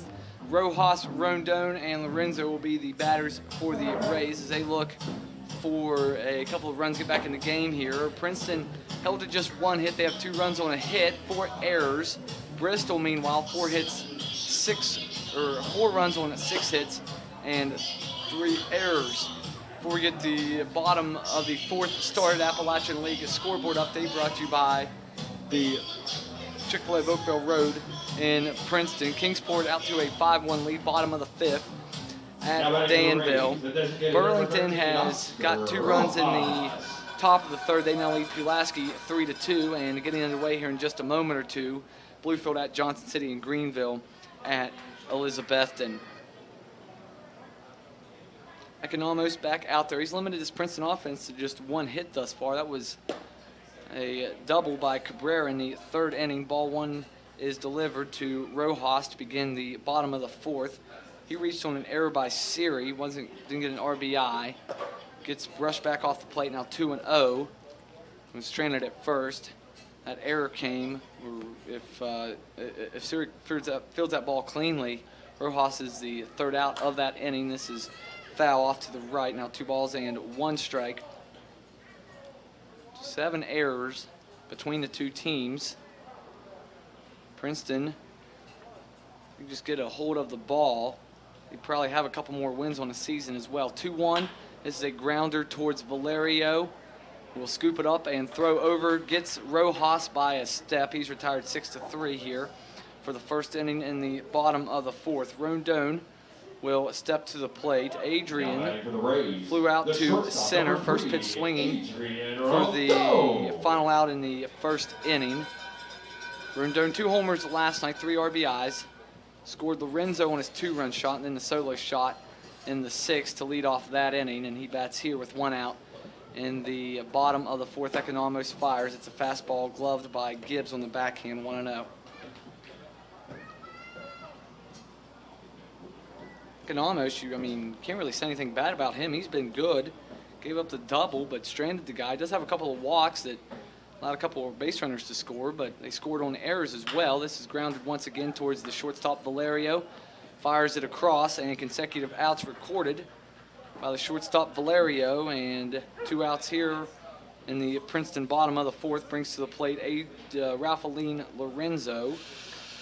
Ralphaline with a deep fly ball into left field, sending the left fielder at the time, which was Victor Fernandez. Now in left field, it's Huáscar Fuentes. He came in and pinch hit for Fernandez in the top of the 4th, and now here playing the field in the bottom of the 4th. But Lorenzo in the 2nd sent Fernandez all the way to the warning track. This is blasted into right field on a line, but Bastardo has time to get to it.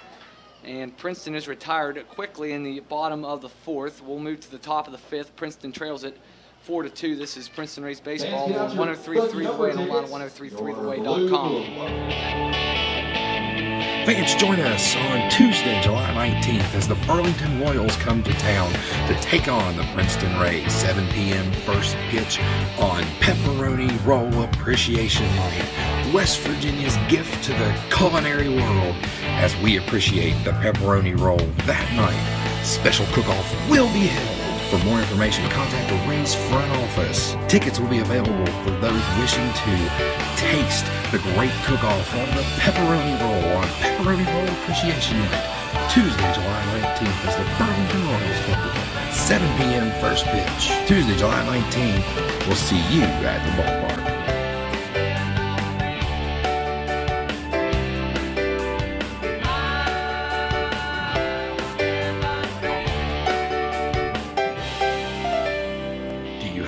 Business or an event to promote?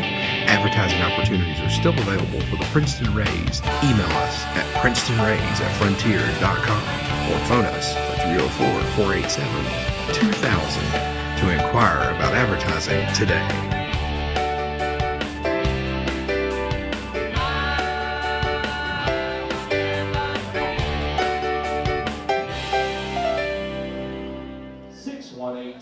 Middle of the order for the Pirates is Bastardo, Herrera, and Gibbs for the Bristol club here as they hold a 4-2 lead. All 6 runs in the game, let me reiterate, all 6 runs in the game have been unearned. The line on Ortiz thus far, 4 innings, 6 hits, 4 runs, none of them earned, and 4 strikeouts. For Economos, 3 innings, a hit, 2 runs, none of them earned, 2 walks, and 3 strikeouts, and just a little bit of a statistical anomaly. Right now, Willie Ortiz's ERA at 3.32. Princeton's ERA, which came into the game at 3.42, is now at 3.32. So Ortiz and the Rays both have a team ERA exactly identical here. Ortiz with 19 innings now under his belt this season. He faces Bastardo. This is grounded foul wide of third to begin the top of the 5th inning. Bastardo 0 for 1 in the game, grounded out to Rondon in the first inning, then got down a successful sacrifice bunt to move Siri along in the 3rd inning. Put out there, went 1-3. This is a line drive past Rondon and Rodriguez, and Bastardo makes a wide turn around first as Stemp had a little bit of trouble with it. and he scurries back to first Now base for the Pirates, and the has first a baseman, leadoff number 14, single. Jan Herrera. Jan Herrera will be the batter, 0 for 2 in the game. Flew out to Stemp and left, and then struck out, one of 3 strikeouts in the game for Ortiz. Herrera did that for the second out in the 3rd inning. Bristol has always had traffic on the bases. Ortiz yet to have a clean inning. The closest he came was in the first when he gave out a 1-out double to Valerio. That's the only base runner he gave up in that inning, but every other inning there's been multiple base runners on the pass for the Pirates. 1-0 fired in by Ortiz. Trying to get Herrera here, trying to find a ground ball. That's one thing Ortiz has not been able to do. This is pop foul back behind home plate, 1 ball, 1 strike. When Ortiz needs that ground ball, he just has not found it today to get a double play, get out of an inning, get out of a jam. Just has not been able to get there today. 1-1 to Herrera. Gibbs waits on deck. He's 1 for 2. Runner off first is Bastardo after leading off the frame here with a single through the left side. Ortiz with the delivery. Fastball catches the outside corner, ball and 2 strikes. Off the line with the left-handed hitting Herrera at the plate is Rodriguez at third. Rondon shaded towards the bag at second. Playing almost on the edge of the warning track is Cabrera in right field, so giving himself a lot of range out there. The 1-2 from Ortiz. This is hit a long ways, but well foul down the right field line. Herrera had the right idea, just got a little antsy there and was way out in front.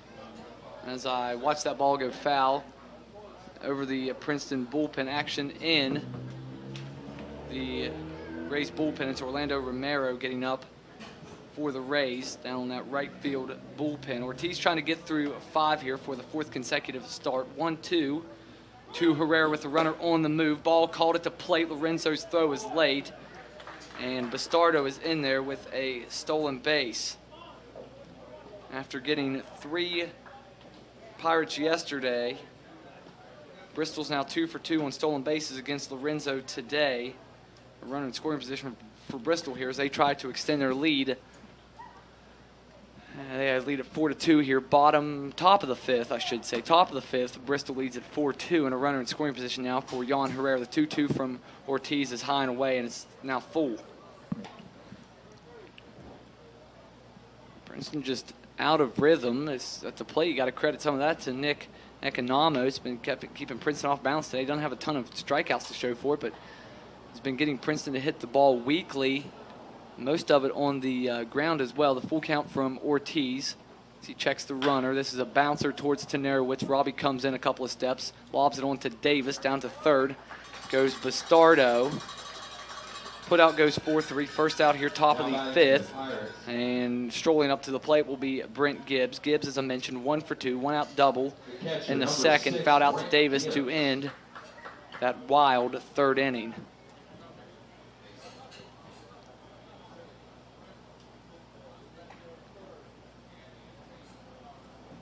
Infield comes back in here trying to cut down a runner at home plate. We're trying to keep the runner from breaking for home. 1 out here. Top of the 5th. And a high swing and a miss at a fastball. Gibbs not really anywhere close to making contact with that pitch from Ortiz. Story of the game thus far really has been the errors. Bristol has 7 hits. They don't have a run that wouldn't have scored without a Princeton error. Princeton with 4 errors. Meanwhile, Bristol with 3 of their own. Princeton wouldn't have scored without the help of those Bristol errors. So really, if you just want to take the errors out of the game, it'd be a nice pitcher's duel right now. It'd be 0-0. 0-1 cut on and missed by Gibbs. 0-2. Ortiz and Economou have done a good job both ways. I mean, the knock on Ortiz is he's given up 7 hits, but he's always gotten out of, if it wouldn't have been for the errors, he would have gotten out of those jams. The 0-2, this is high and wide, and it's now 1 ball and 2 strikes. Infield still in. Outfield also playing shallow as well, trying to give themselves some or a chance to throw out a runner at home plate. The 1-2 to Gibbs from Ortiz. This is lifted foul behind home plate. 2 balls, 2 strikes. Ortiz has done a good job of battling here today. Just defense just letting him down.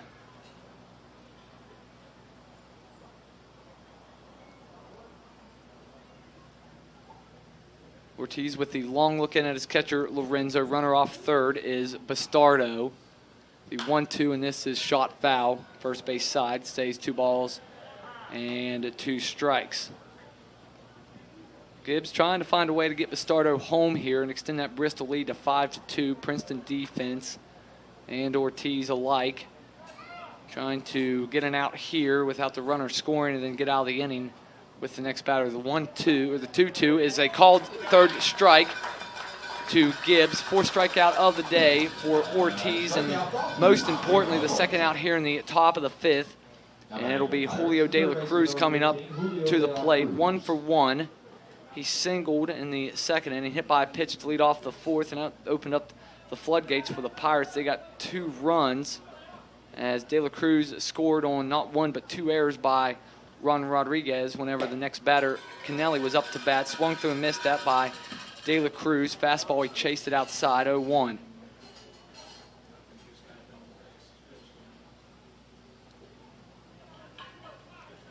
Infield back off the line now. They can just play for an out at first. 0-1 to Ortiz is another swing and a miss. Ortiz 1 pitch away from keeping Bristol off the scoreboard here and keeping the deficit at 2 for the Rays as we play the top of the 5th here at Honeycutt Field, game 2 between Bristol and Princeton on a sunny Sunday afternoon. 0-2 from Ortiz. The kick and the delivery. Check swing. Did he go? And yes, he did go. Ortiz gets out of the inning. The 1-out single is stranded at third. That's Bastardo. No runs, a hit. 1 left for the Pirates. Princeton down by a score of 4-2 as they come to bat in the bottom of the 5th. This is Princeton Rays baseball on 103.3 The Way and online at 103.3theway.com. It's a special day at the ballpark on Thursday, July 21st. Burlington Royals versus the Princeton Rays. 11 a.m. special first pitch. It's Kids Day. Daycare, summer programs, summer schools, and vacation Bible schools are all invited to the ballpark. Contact the Rays front office for ticketing info on Kids Day for the 11 a.m. first pitch. Also, businesses, co-workers come out and enjoy lunch at the ballpark at the world-famous Roscoe's Grill. Thursday, July 21st, 11 a.m. first pitch. Burlington Royals, Princeton Rays, 11 a.m. first pitch. Thursday, July 21st. See you at the ballpark.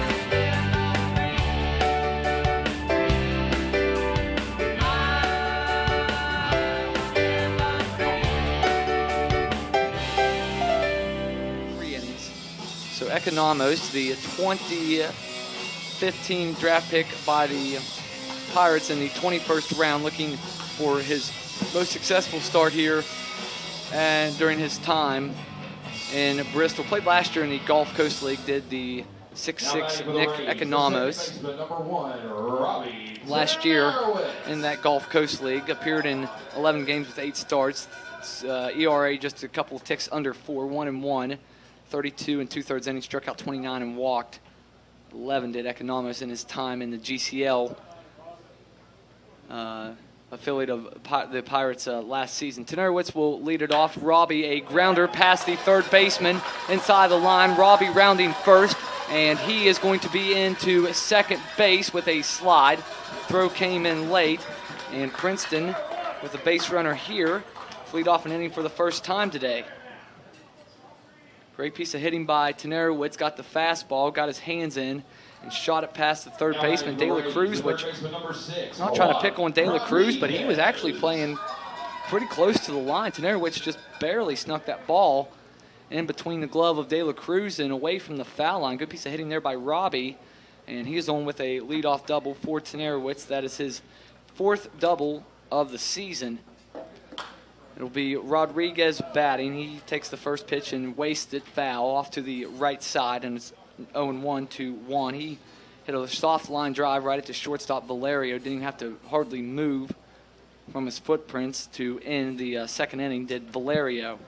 Rodriguez trying to figure out a way to get Tenerowitz to third here, and he swings through that pitch, actually fouled off, went past the catcher, but foul tipped it, did Rodriguez, and now it's 0-2. If Rodriguez can just figure out a way to stay back on the ball a little bit and push it towards that second base side of the field, the right side, it would be more than enough to get Tenarowitz over to third. But now Rodriguez in the hole here, and he's got to fight off some pitches from Economos. Economos with the kick, and Rodriguez patiently on that pitch. Almost one to go, but checked the swing, and it went way outside for ball one. Just the second hit for Princeton, the Tenarowitz double. Both hits actually have been doubles for the Rays today. A double by Cabrera in the third, and now a double by Tenarowitz here in the fifth. Rodriguez almost gets hit, but takes ball two, evens it up at 2 apiece. Princeton trails at Bristol here, bottom of the fifth. It's 4-2 Pirates. More errors on the board, though, than runs. It's 7 combined errors and just 6 runs. Economos plants one in the dirt, and it's now full. Good piece of patience here by Rodriguez to, after falling behind 0-2, to now run it full as we get ready to roll the Princeton order back over. Princeton threatening here to score with the leadoff double by Tenarowitz in the bottom of the frame. Economos will kick and fire, and just getting a piece of it was Rodriguez, and as he fouled it off, it went off of Gibbs. Not exactly sure where it got him, maybe just above that shin guard on one of his legs. He's going to walk towards the mound, try to walk that off. That's about all you can do. But I definitely think that got him, maybe got him in his, maybe looked like his like the shoulder part of where it's not protected by the chest protector, maybe up around like that rotator cuff area on Gibbs's right shoulders, maybe where he got hit. He's kind of swinging his arm around, trying to get it loose. So I'm thinking maybe that's where Gibbs did get caught initially. I thought it got him lower around the thigh area, but the way he's moving his arm around, I'd say it got Gibbs up around that rotator cuff area on his right arm. He appears to be okay. I tell you what, you want to be a catcher. Look at all the punishment these guys take behind the plate on a nightly basis, and then get back to me and ask me, and I'll ask you again if you want to be a catcher. The 3-2 to Rodriguez. Tenarowitz off of second after the leadoff double, and one. Great at bat there by Rodriguez. After falling behind 0-2, comes all the way back, takes 4 straight balls, and will get a walk. And now there's 2-1 and nobody out for the Rays here in the bottom of the second. Brings to the plate Stemp, grounded out to third in his first at bat, and then hit a long fly ball that was that drifted into foul territory down the right field line that Bastardo was able to get under and retire Stemp in the third inning. Tenarowitz the leadoff double. Now Rodriguez the walk. And Stemp trying to keep the line moving here as Princeton tries to cut into the deficit that they have, which is 2 runs. It's 4-2. Pick play was on. Bristol thought the bunt was coming. They had the third baseman charging. The shortstop covered. Was going towards the third. The second baseman ran towards the bag, tried to catch Tenarowitz napping, but Robbie back at second without instant matter-of-factly standing. First baseman also charging. Herrera was charging towards. Now something else put on by the Pirates is De La Cruz, the third baseman, signaling in signs to the infield.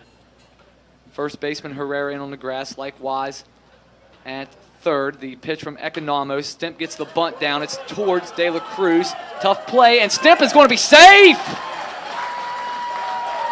Princeton now with the bases loaded. Good bunt by Stemp. I think it was the Greenville series. Stemp tried to get a sac bunt down and ended up getting a base hit, so we'll take that for Trek. It's going to be a tough play. Stemp deceptively fast, getting down the line. I mean, he is 4 for 5 on stolen bases, but not maybe a guy in the lineup you think of stealing, but man, he can get down the line even from the right-handed batter's box. Now the bases are loaded. 2 hits for Princeton here, the double, the walk, and then the bunt single by Stemp, and they're loaded for Cabrera. Corner infielders in. Cabrera swings to a breaking pitch, blocked by Gibbs to keep everyone where they are 0-1. Big moment in the game here. Princeton, bases loaded, nobody out. They're down 4-2. Economos trying to keep Princeton off the scoreboard. The 0-1 from big number 50, and that's called strike 2. Good pitch by Economos there. And on the hands. And in the strike zone, maybe a little bit high, but it's a 50-50 pitch, and he got the call there. 0-2 from Economos is drilled into right field. Going back is Bastardo. It's off the top of the wall. 1 run is in. Here comes Rodriguez. Stimp will be held at third, and it's a double, 2 RBI double for Eliardo Cabrera, and this game is tied.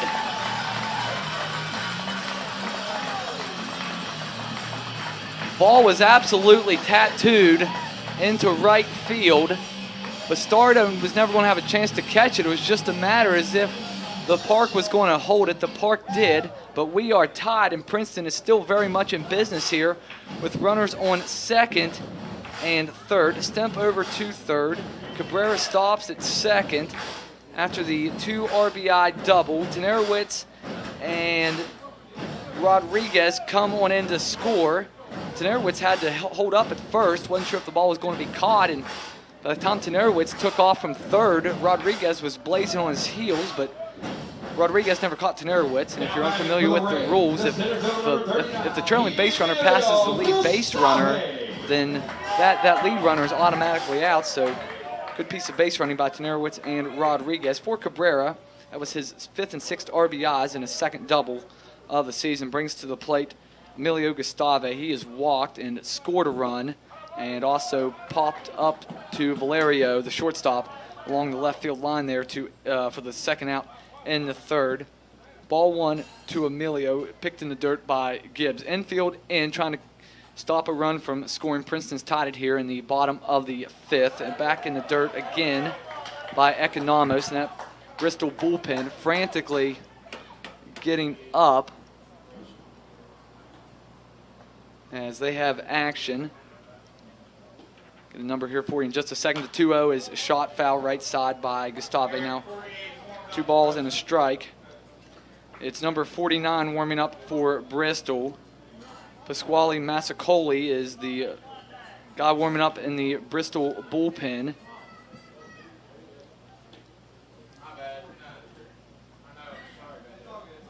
Economos with the 2-1. Foul back behind home plate. Now 2 balls and 2 strikes to Gustave. Princeton is tied at Eliardo Cabrera. A 2 RBI double. Still nobody out for the Rays. Gustave is batting. Princeton can maybe not only take the lead here, but maybe get themselves a nice cushion here if keep the line moving. Off a third, Stemp. At second is Cabrera. No one holding him on infield and all around. The 2-2 by Economos, and a breaking pitch viciously in there for a strike. Sharp bite from Economos. Good pitch. Can't really fault Gustave. He just froze on that one. I think he was expecting fastball. And Economos able to spin one in, and it's the first out here in the bottom of the 5th. Devin Davis will be the batter. He's 0 for 2 with 2 strikeouts. He can make up for those 2 strikeouts here if he can shoot one through the middle of the infield and get at least a run in. He swings and misses at the off-speed pitch, not a breaking pitch, but a change-up from Economos, and it's no balls and a strike. And he began with a leadoff double by Tenerowitz, then the walk by Rodriguez. Stemp a bunt single to load him, then Cabrera the 2 RBI double. This is going to go to the backstop. It gets by the glove of Gibbs. Stemp is in, and Princeton leads at 5-4. Wide turn around third. Cabrera stays put, and Princeton back in front. Wild pitch, as Gibbs never even had a chance at that one. He went sprawling towards the left-handed batter's box, but he never had a shot at that one. Stemp scores, and Princeton leads at 5-4. 3-spot put up by the Rays here now. Infield is still in. If Davis can lift one into the outfield here, he could make it 6-4, at least if it had any depth on it. Kick from Economos, and this is lifted in towards center field. Don't know if it's deep enough. Under it is Bastardo. He's going to come up gunning towards home plate. We're going to have a play at the plate, and Cabrera's going to beat the throw. He is safe. He went towards the back of home plate. The throw came up the line towards where Cabrera was running. Gibbs, a great effort. Great effort by both players, but Davis is going to get a RBI sac fly, and Princeton now in the lead. Now batting for the Rays, the designated 6-4. Cabrera, great slide. Gibbs, great attempt at the tag. The throw is up the line a little bit, and Cabrera had to go back towards the back part of home plate. And as soon as Cabrera made that move, Gibbs countered it as he reached back for the tag, but Gibbs able to get that Cabrera able to get the left hand in there in front of the tag. Rojas will be the batter. He swings and misses. Princeton now up 6-4. 4 runs on the board here in this inning. Economos will fire a fastball high, 1-1. Princeton finally got to Nick Economos. Took him really almost 5 innings to do it, 4 innings anyway. Finally got to the big, tall right-hander for Bristol, 1-1, and that's going to be a called strike outside corner. Rojas in the hole 1-2. 1-2 to Rojas. He's 0 for 2 in the game. Reached on an error in his first plate appearance, then grounded out to Valerio in his last plate appearance. That came back in the 4th. His fastball runs actually breaking pitch. My fault there. Breaking pitch that never really broke towards the middle of the plate. Stayed up, and it's 2 balls and 2 strikes. Economos will wind, and this is foul. Back behind home plate, 2 balls and 2 strikes remains the count. Massacoley continues to get loose. Actually looks like he's ready to roll at moment's notice for the Pirates. He stopped throwing down there in that Bristol bullpen. Orlando Romero continues to throw in the Princeton bullpen. Looks like he's going to get the call in the top of the 6th. Rojas, a foul ball, and Herrera catches it right in front of the Princeton dugout. But the Rays, 4 runs on 3 hits. They don't leave anybody, and most importantly, Princeton takes the lead back. It's now 6-4 Rays as we head towards the top of the 6th. This is Princeton Rays baseball on 103.3 The Way and online at 1033theway.com. Saturday night, July 16th, Princeton Rays versus the Elizabethton Twins, 7 p.m. first pitch. It's throwback night. We're going to party like it's 1999. T-shirt giveaway night. First 500 fans through the gate receives a special throwback T-shirt for the Devil Ray design. Throwback night T-shirt giveaway, all sponsored by Four Seasons Pharmacy. Saturday night, July 16th, Princeton Rays versus the Elizabethton Twins. 7 p.m. first pitch. See you at the ballpark.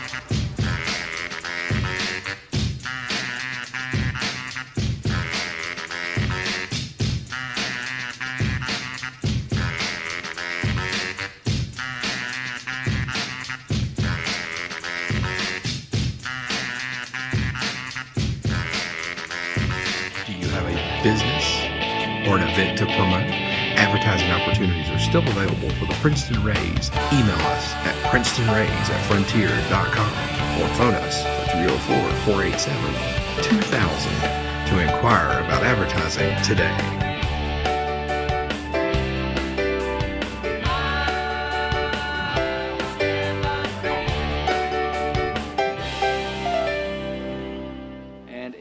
Orlando Romero coming in to pitch for the Rays here in the top of the 16th. 4th appearance for Big O in his 3 previous appearances, 7 1/3 innings, 4 hits, has given up an earned run, walked 3, and struck out 3. Longest outing was on Sunday, last Sunday a week ago, or this Sunday last week.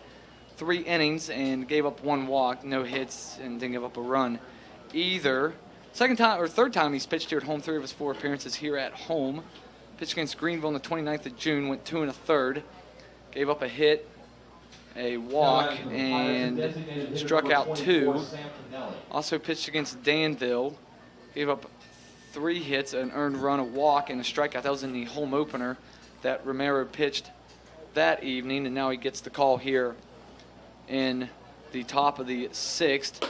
And for Bristol, it's Kennelly, Fuentes now, and Brown, and Romero starts Kennelly out with a ball, high into Kennelly, who is 0 for 2 in the game. Now a 1-0 pitch is called strike on the outside corner. Struck out against the starter Ortiz and reached on an error, and later scored a run on a sac fly by Brown in the 4th inning. 1-1 from Romero, a high chopper. Rondon gets a clean hop, will fire over in plenty of time. And Kennelly's retired 6-3. Brings to the plate Fuentes, who pinch hit for the starting left fielder Victor Fernandez in the 4th. Sac fly for Fuentes. It brought in Julio De La Cruz, and then Fuentes stayed in the field after the top of the fourth and has been there ever since. Huáscar Fuentes fouls this one back against the screen. It's 0-1 to Fuentes, who comes in to today's game, or came into today's game, I should say, batting .275, 11 hits and 40 trips, or 40 at-bats, a homer and 6 RBIs for Fuentes now with 7 RBIs. And that's a called strike on the outside corner. Romero ahead, 0-2. I'll tell you what, probably argue that Raymond Ramos has been the best guy of the Princeton bullpen, but you got to put Romero right there in that conversation. Also, Ethan Clark's been really good out of that bullpen. Good morning, good afternoon, good night. Fuentes called out on strikes, and there's 2 gone in the top of the 6th. Back to the top of the order, Garrett Brown, who is 1 for 2 in the game. Mentioned had the sac fly RBI in the 4th, the fly out to Stemp, and then also singled in the 3rd and scored a run on a throwing error. It was the first run scored by Bristol in the 3rd, and then also their first run of the game. Brown will he won't get hit. He just got out of the way of that pitch just in the nick of time, but it's 1-0 on the Bristol center fielder. Yeah, the more I think about it, the Princeton bullpen, you can't really put a 1, 2, 3, on who's been the best. Ramos been good. Clark's been good. Romero's been good. Peter Bayer's been between a starter and a bullpen guy, but when he's come out of the bullpen, he's been good. Leckman's been good. McAfee's been good.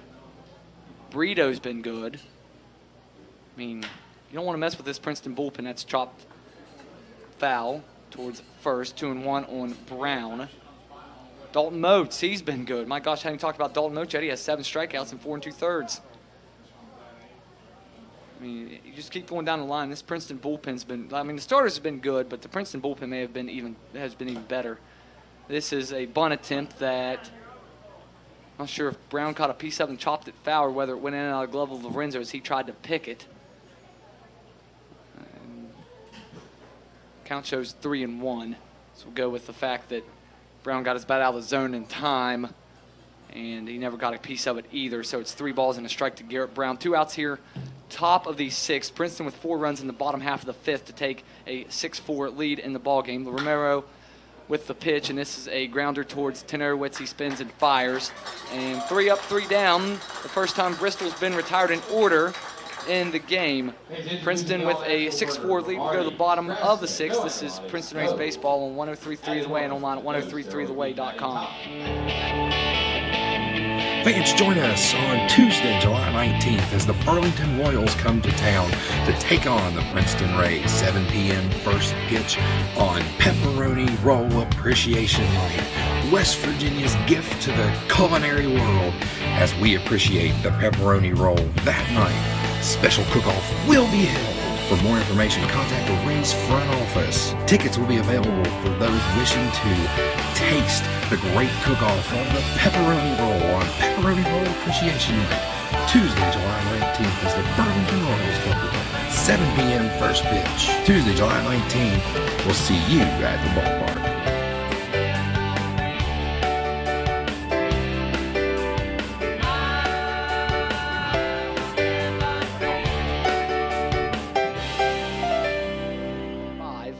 And for the Pirates, it is Pasquale Massacoli, a 6'5", 200-pound slinging right-hander for this Bristol club, native of Katy, Texas.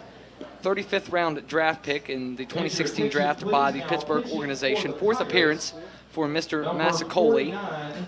His first 3 appearances, he has tossed 5 innings, an ERA of 5.40, 8 hits, 3 earned runs, and 5 strikeouts. Last outing came on the 4th. That was on Monday. 2 innings, 4 hits, an earned run, and a strikeout at Pulaski. Started out his professional debut on a high note. Struck out 3, so 3 of his first 5 Ks came in his professional debut, which was the 26th of June against Greenville. Really good pitcher for the Texas State Bobcats in San Marcos, Texas. Get into a couple of more numbers here for Mr. Massacoli as we move along in his outing. Right now, Before we get to bottom of the sixth started, also want to take a look at the Appalachian League scoreboard, Appy League update, sponsored by the Chick-fil-A of Oakville Road in Princeton. Kingsport laughing at Danville right now. Mets 9, Braves 1, top of the 8th. 6-4 here in Princeton with the Rays in the lead. Pulaski and Burlington continuing to go back and forth at each other. Pulaski now up 4-3, top of the 5th. Johnson City with a 2 spot on the board early against Bluefield, bottom of the 2nd. Cardinals lead Bluefield 2-0, and Greenville up early on Elizabethton 1-0, bottom of the 2nd. For Massacola here, it is the 6, 7, 8 hitters, Rondone, Lorenzo, and Tenarowitz. 1-0 to Rondone, called strike at the knees, and it's a ball and a strike. Massacola at Texas State set the school record for saves in a season, had 13 saves this past year for the Bobcats. 0-4 though, 4.43 ERA, 28 appearances there. 40 2/3 innings, 48 strikeouts, had those 13 saves, did walk 20 over a 40-inning stretch, and also ranked 9th in Division I overall in saves. He's ahead of Rondone here, 1-2, and the 1-2 is swung at and missed, and Rondone's gone for the first out here in the bottom of the 6th. It brings to the plate Ralph-Aline Lorenzo. Lorenzo looking for his first hit of the evening. He is flied out to left. He did that in the 2nd, then hit a sharp line drive right at the right fielder, Alexis Bastardo, back in the 4th inning. Pasquale kicks and fires, and that's low for ball 1. Looked good in terms of where it was horizontally, but vertically must have been a little bit low.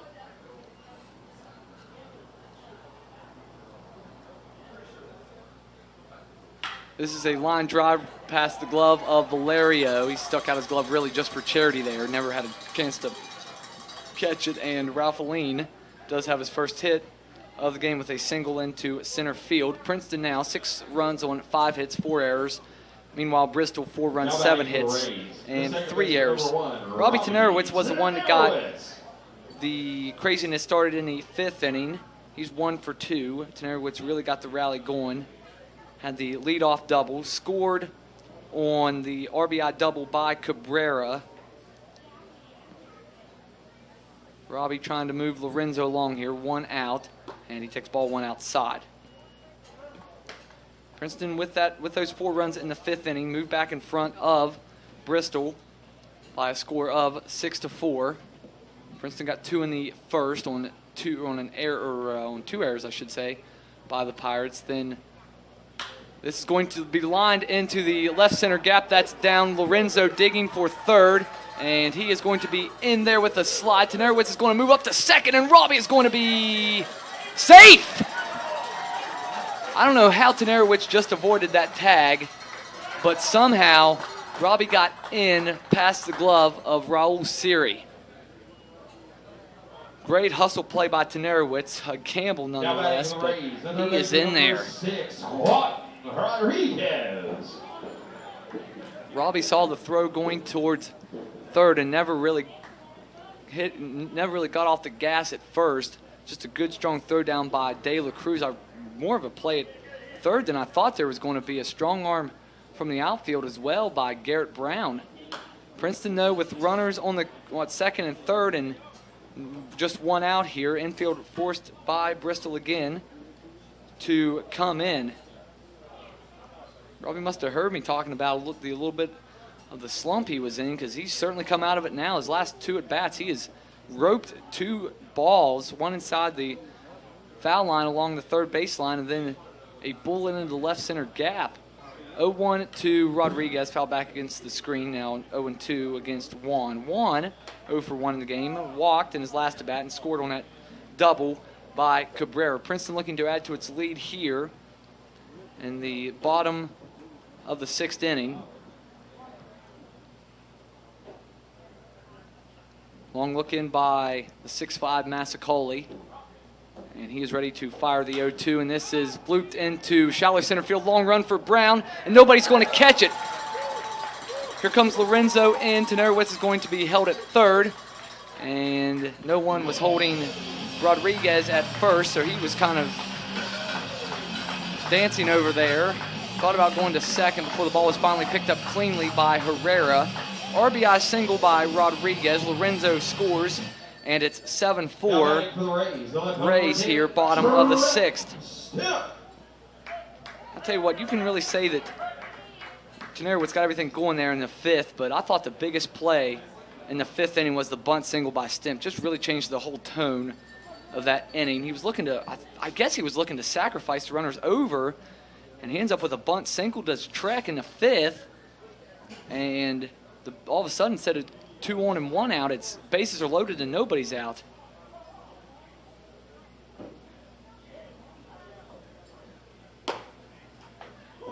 Generowitz at third, Rodriguez at first, and Stimp takes strike 1. Start off this at bat. He's 1 for 3. The bunt single, grounded out to third and fouled out to right field in his previous 2 at bats. The kick from Masakoli, a breaking pitch over, and it's 0-2. Pitch had a lot of late break on it, literally until it got to about a foot from home plate. That was a ball the whole way. It may have full Trek a little bit too, because they kind of gave up on the pitch, bailed on it, and ended up being called a strike. The 0-2 to Stimp on with runners on the corners and 1 out, just gets a piece, goes back towards the backstop. It stays 0-2.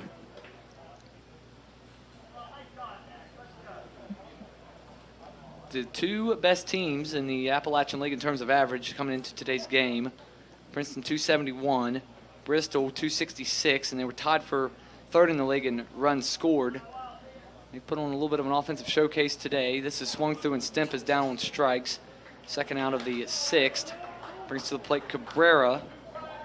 Gallardo. How about his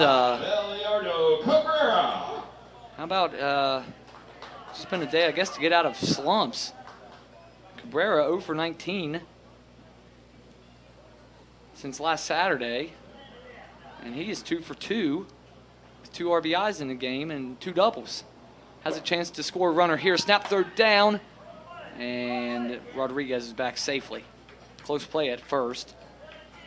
Ball was inside for ball 1. Cabrera trying to get a 3rd RBI here. Also walked and scored a run in the 1st inning, so has been on base all 3 times. Masakoli with the delivery, and this is a check swing called strike 1. Didn't have to appeal it. 1 ball, 1 strike. Grant Henson calling the balls and strikes today. In the field, Mark Stewart.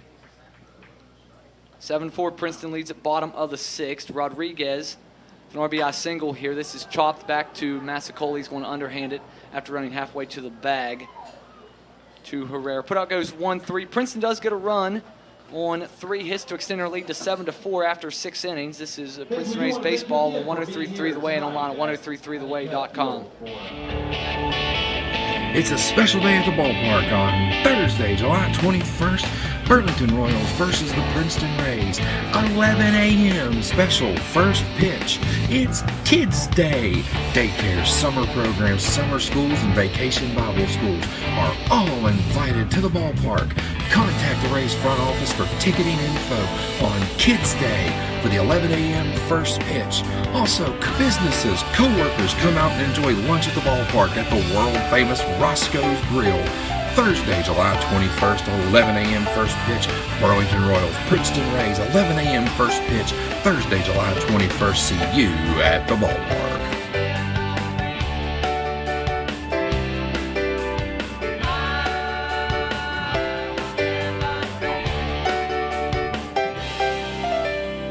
Do you have a business or an event to promote? Advertising opportunities are still available for the Princeton Rays. Email us at princetonrays@frontier.com or phone us at 304-487-2000 to inquire about advertising today.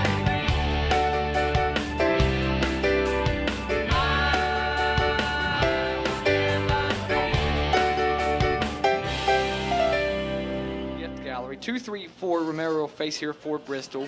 Adrian Valerio, Raul Siri, and Alexis Bastardo. Called strike 1, fastball outside corner. Valerio 3 for 3 in the game.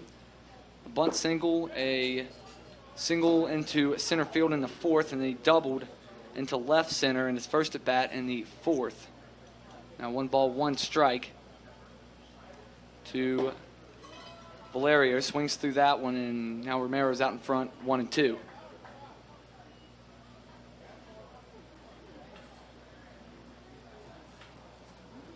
Pause by Romero, and a called third strike, second strikeout, and 4 outs for Romero, and 1 gone here in the top of the 7th. Brings to the plate Raul Siri, still looking for his first hit here tonight. 0 for 3, has reached on an error, struck out, and grounded out to second. Reached on an error by Rodriguez in the 3rd.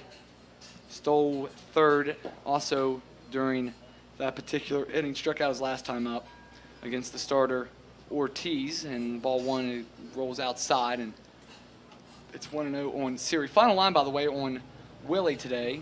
Good start for him. Five innings, 7 hits, 4 runs, none of them earned.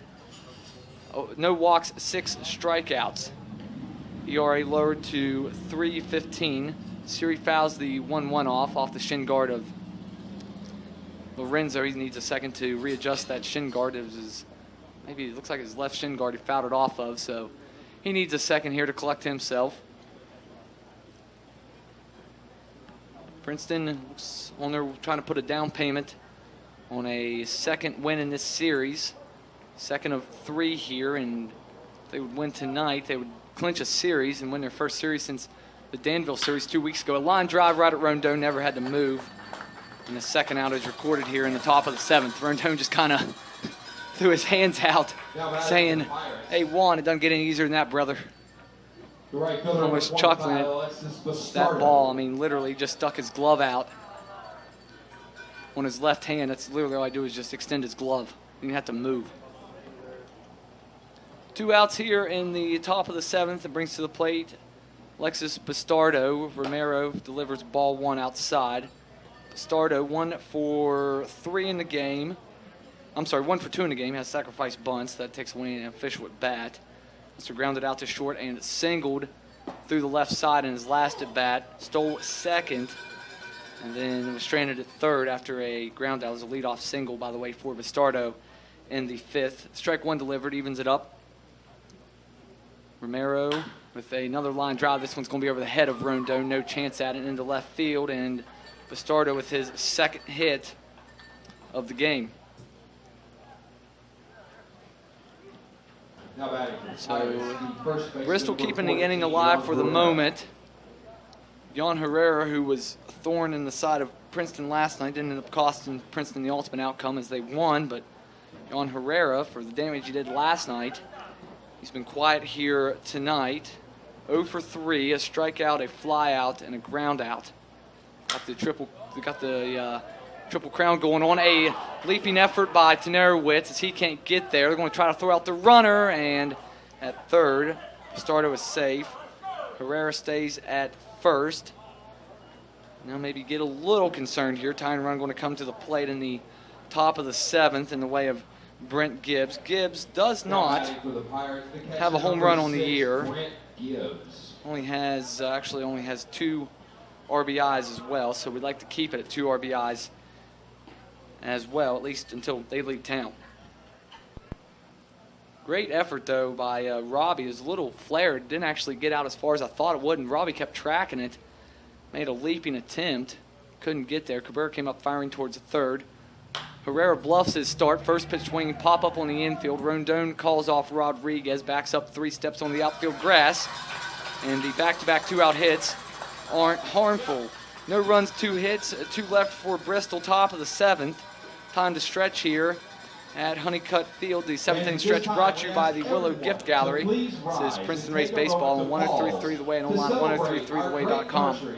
As we play, God bless. Saturday night, July 16th, Princeton Rays versus the Elizabethton Twins, 7 p.m. first pitch. It's throwback night.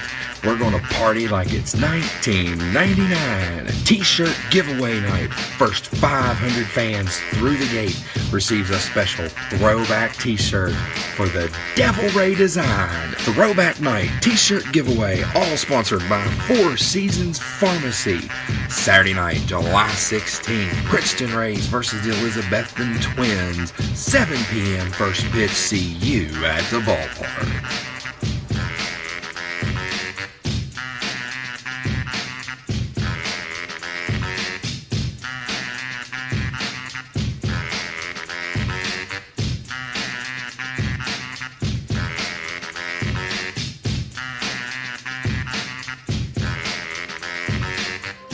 Bullpen presented by P-Town Cell Repair, Southern West Virginia's premier certified mobile device repair specialist, located on Rogers Street in Princeton.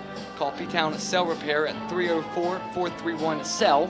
That's 304-431-2355. And it's another big, tall right-hander for Bristol, and this time it's John Pomeroy, 6'5", 210, out of Mossy Rock, Washington.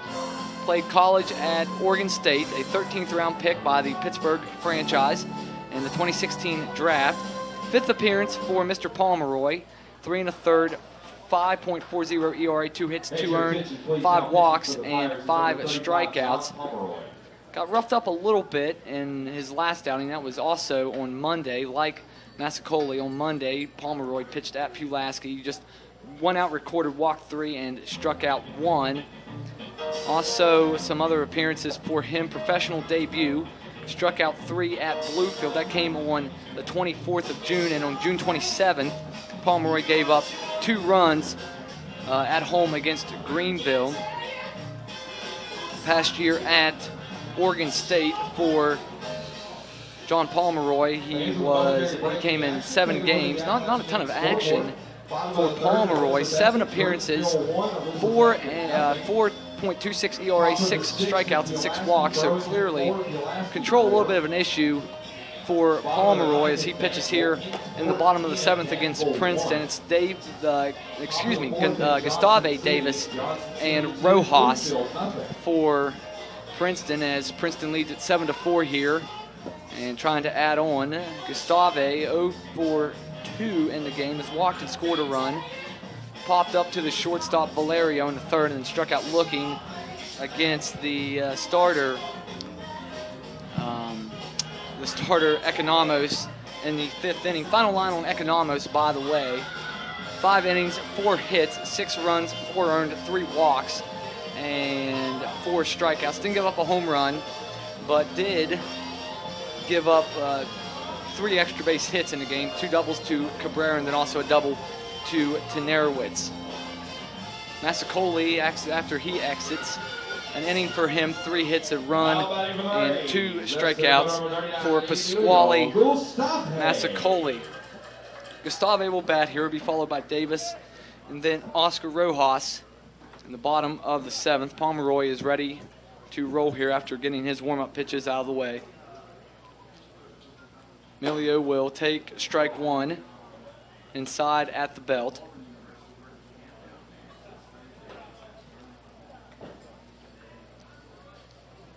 Gustave was the first out of that 5th inning when the bases were loaded, but teammates picking him, after 2 runs were in, he was the first out.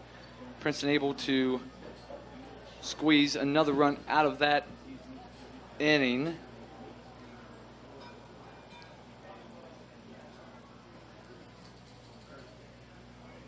One by Pomeroy is outside now, 2 balls and a strike.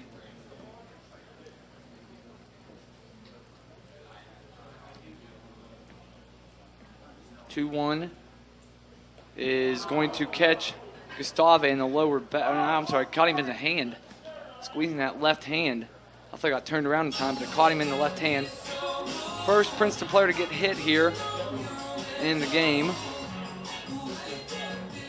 I should go back on what I said about the 5th inning. Princeton already had 3 runs in. They had 2 runs in when Gustave came to bat, and then Gustave couldn't get a run in. Cabrera scored on a wild pitch while Devin Davis, who's batting now, was at the plate, and then Davis got a sacrifice fly to score Cabrera, and that's where we're at in that fifth inning anyway. Davis will bat. Gustave, after getting hit by the pitch, is on first. Threat to run here. Davis 0 for 2, 2 strikeouts. Did have the sacrifice fly RBI to Bastardo. Looking at Gustave as fast he is. Only two steals this year, and he's off with the pitch. It's going to be chopped foul. Third, and as soon as I say that Gustave only has 2 stolen bases, there you go. Off with the pitch, but we'll come back and do it again at 1 ball and 1 strike to the cleanup hitter for the Rays here in this evening's game, Devin Davis. Davis, that sacrifice was his 5th RBI on the season. Gustave bluffed to start. Snap throw, he's back with the dive. Tag slapped down by Herrera. Gustave back though well ahead of the throw. Davis behind though, 1 and 2. Rojas on deck. He's looking for his first hit. He has at least 1 hit in every game he's played here in Princeton thus far, which very small sample size for Oscar. Just 5 games played, but does have at least 1 hit in every game thus far. Off of first, Gustave after getting hit by the pitch on the 2-1 count. 1-2 to Davis at the plate. Emilio back off with the pitch. Strikeout by Davis, and he's going to reach on the wild pitch.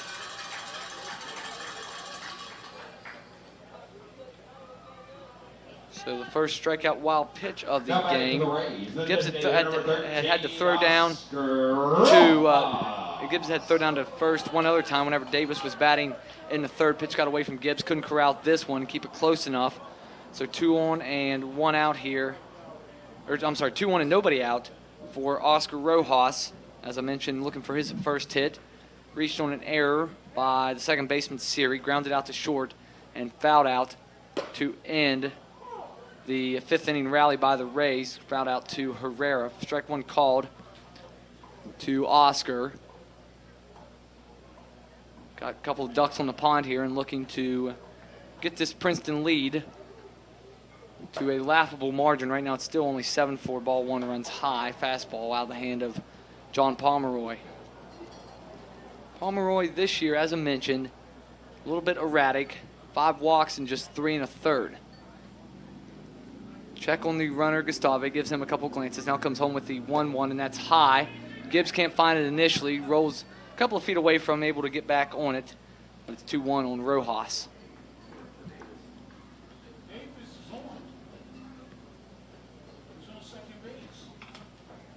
And once again, the Davis out on the play on the strikeout. It's actually 1 on and 1 out. Gustave running for third, and he's going to be dead to rights over there. He is out on the play, and now Princeton with 2 on, or with 2 out and nobody on after the caught stealing goes 2-5. Covering on the play was De La Cruz. A little bit flustered there about the Davis. I always forget you cannot run whenever someone is occupying first, so Davis was automatically out, and Gustave went to second freely on that play. 3-1 to Rojas, and did that get him? Well, it doesn't matter. He's going to wait a second. Once again, I've not seen so many pitches hit off like the very bottom of the bat, like the knob area of the bat. That must have just glanced off the knob of the bat as Rojas stays in the box, so it stays 3-2 on Oscar. The 3-2 now, and swing and a miss. Pomeroy is through the bottom of the 7th. No runs, no hits, no one left for the Rays in the bottom half, but Princeton does lead it 7-4 as we move to the top of the 8th. This is Princeton Rays baseball on 103.3 The Way and online at 103.3theway.com. Fans, join us on Tuesday, July 19th as the Burlington Royals come to town to take on the Princeton Rays. 7 p.m. first pitch on Pepperoni Roll Appreciation Night. West Virginia's gift to the culinary world as we appreciate the pepperoni roll that night. Special cook-off will be held For more information, contact the Rays front office. Tickets will be available for those wishing to taste the great cook-off on the Pepperoni Roll on Pepperoni Roll Appreciation Night. Tuesday, July 19th is the Burlington Royals Club. 7 p.m. first pitch. Tuesday, July 19th, we'll see you at the ballpark.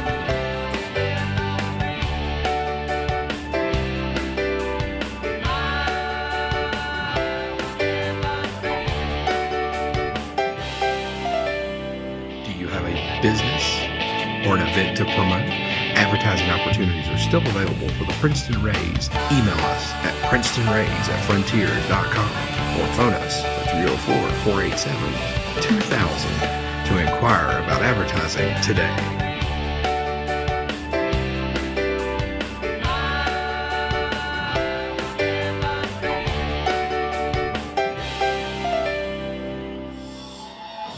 Seven, 8, 9 for Orlando Romero, staying in the game. 2 solid innings of work for Romero at this point. De La Cruz, Canelli, and Fuentes will be the batters. He's already struck out Fuentes once in his outing. De La Cruz, meanwhile, who will bat here to begin the inning. How about it for the Pirates? The third baseman, number 15, Julio De La Cruz. De La Cruz, 1 for 2 in the game, singled to left field in the second, was hit by a pitch and scored a run in the fourth, and struck out as the final batter that Willie Ortiz faced in the fifth inning, called strike one.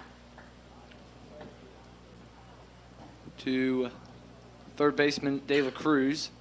Kick, and this is just off the plate inside, 1 ball and 1 strike.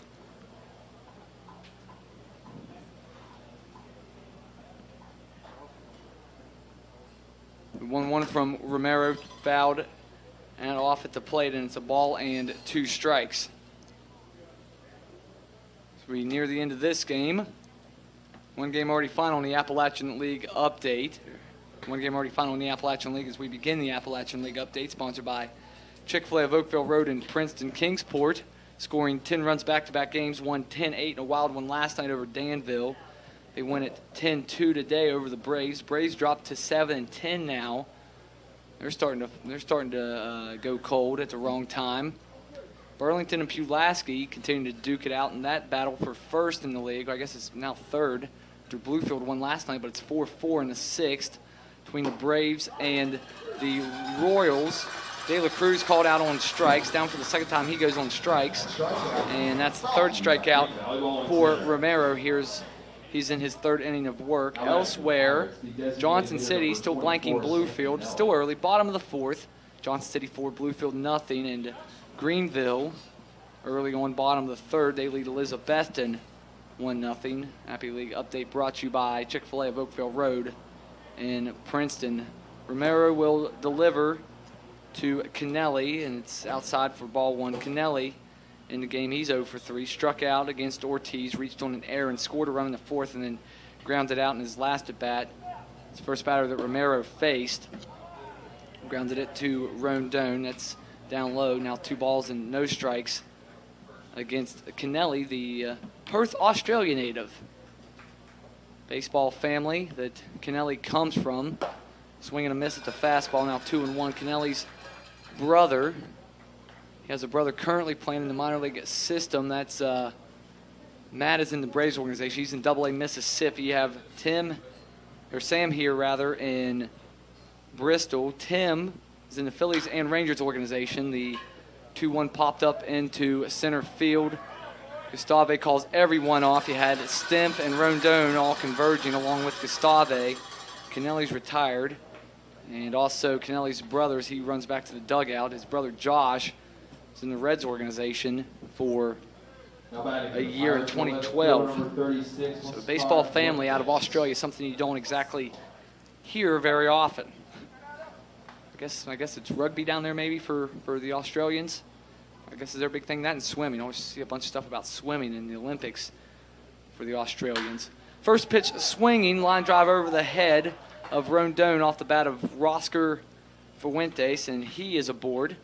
Now 1 for 2 in the game is Fuentes. He keeps the inning Now batting alive. for the Pirates, the center fielder number 3, Garrett Brown. Roll back over the order, and it's Garrett Brown batting for Bristol.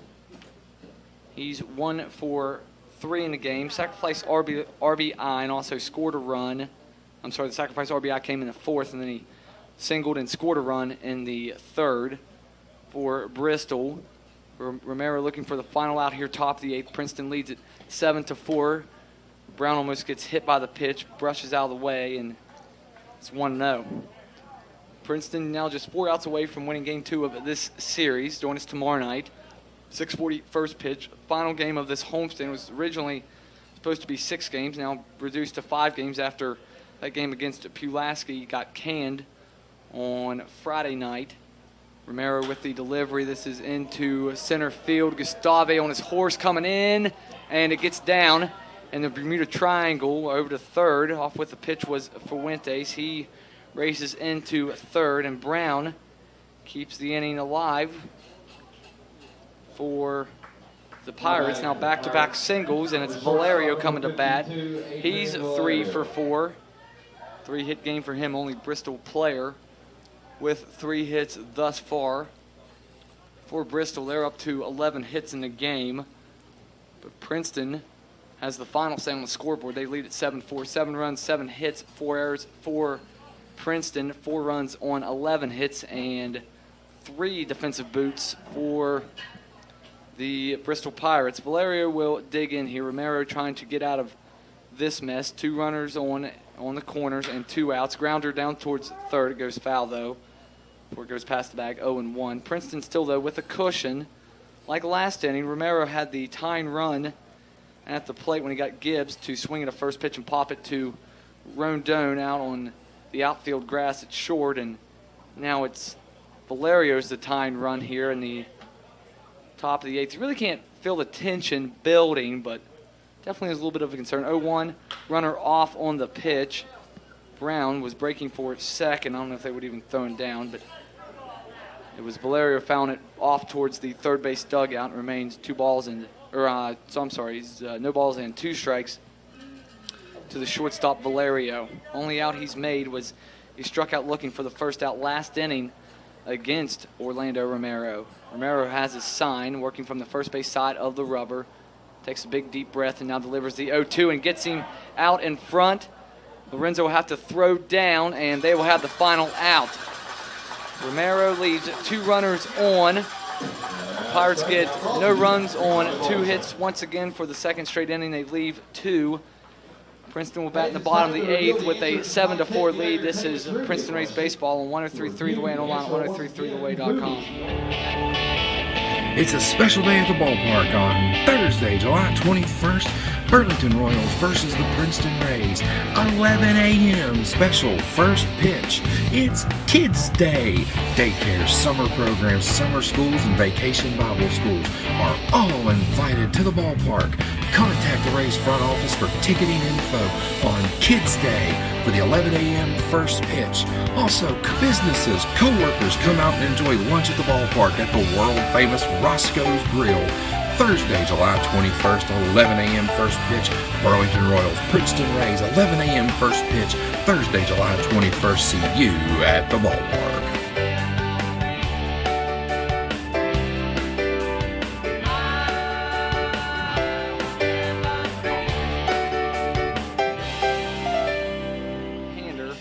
For Bristol, 6'6", 210.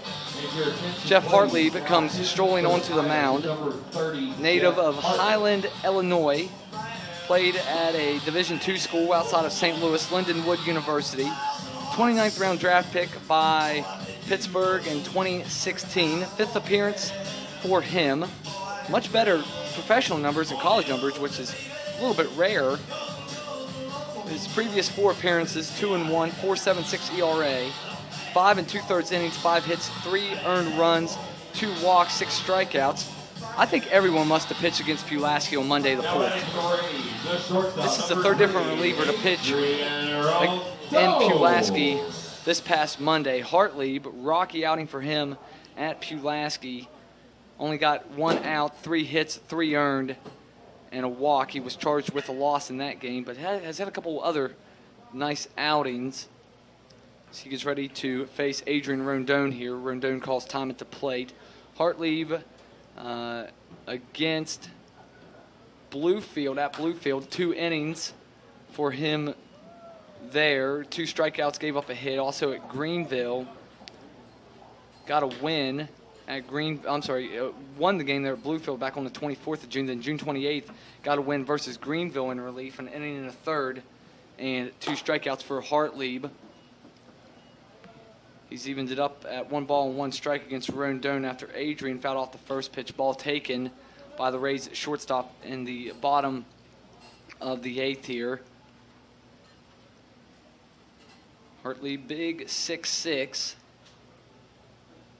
And this is swung at and missed by Rondone. Fooled him a little bit. I think he was sitting on off speed, and Hartlieb blew a fastball by him, and way late on the swing was Rondone. So the pitchers that Bristol was used today, Economos 6'6", ball 2's in the dirt. Economos 6'6", Massacoli 6'5". Last inning, we saw Pomeroy 6'5", and now we have 6'6". Hartlieb in there as Rondone shoots one back up through the middle. It's a little soft line drive, and Adrian has his first hit of the game here, and Princeton has the leadoff man aboard in the bottom of the 8th. Brings to the plate Lorenzo Ralphaline, last bat in the 6th, single, and then advanced to third on the single by Tenerowitz, and then a third single by Juan Rodriguez. Scored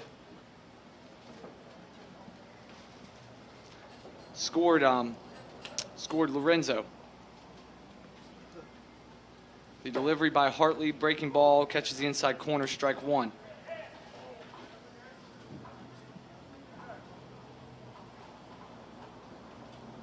Off of first is Rondone after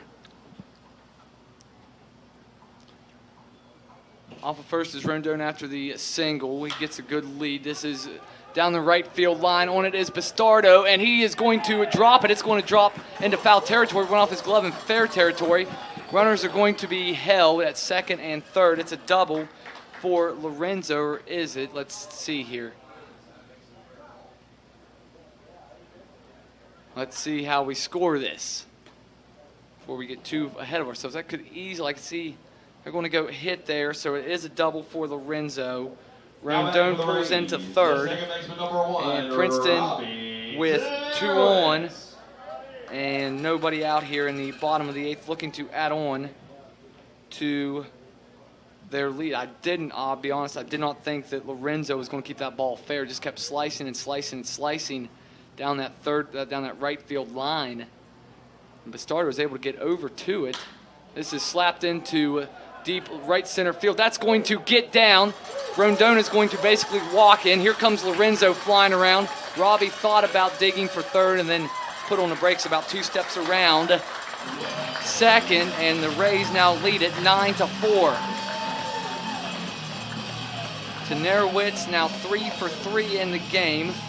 2 doubles, a single, now 2 RBIs, also has a run scored. Now batting for the Rays, the third baseman, number 6, Juan Rodriguez. Princeton really putting the barrel to the ball now. Juan Rodriguez will dig in. He singled and scored Lorenzo in his last plate appearance. He's going to loft one into shallow left field. Tenerowitz has to hang up, wait for it to drop. So he'll be held up there. Runners on the corners and still nobody out in the inning.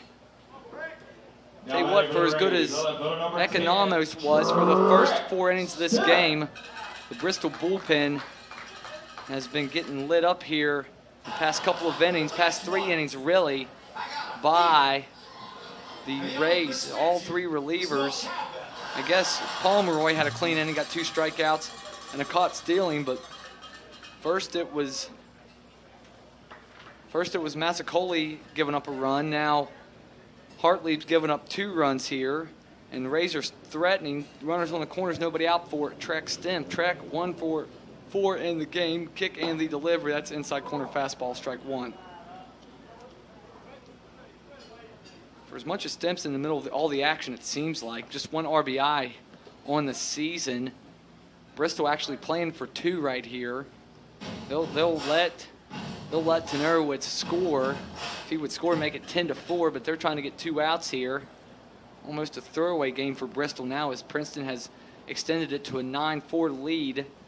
And the Rays only need 3 more outs to get a win. Hartley with the delivery. A soft liner. It's going to be caught in the tip of the glove by Siri. Almost snow-coned it.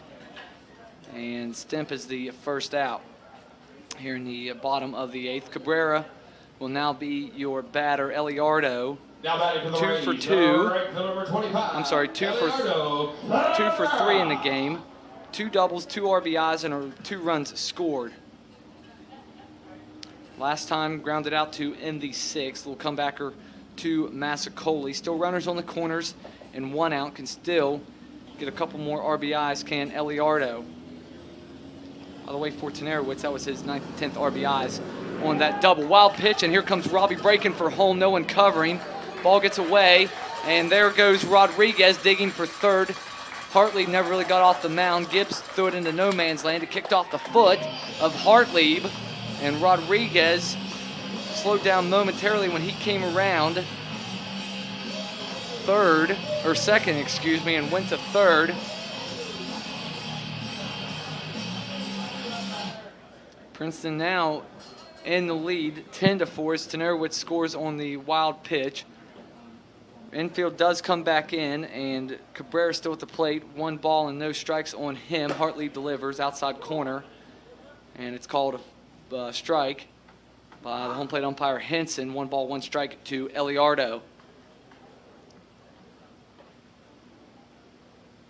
Cabrera will ground 1 right to the shortstop, off of his glove though, and into center field. Valerio had to handle a tough hop, and Cabrera will score Rodriguez. It's now 11-4 Bristol. Here comes Tim Filer, the pitching coach, and that one will be an error. So get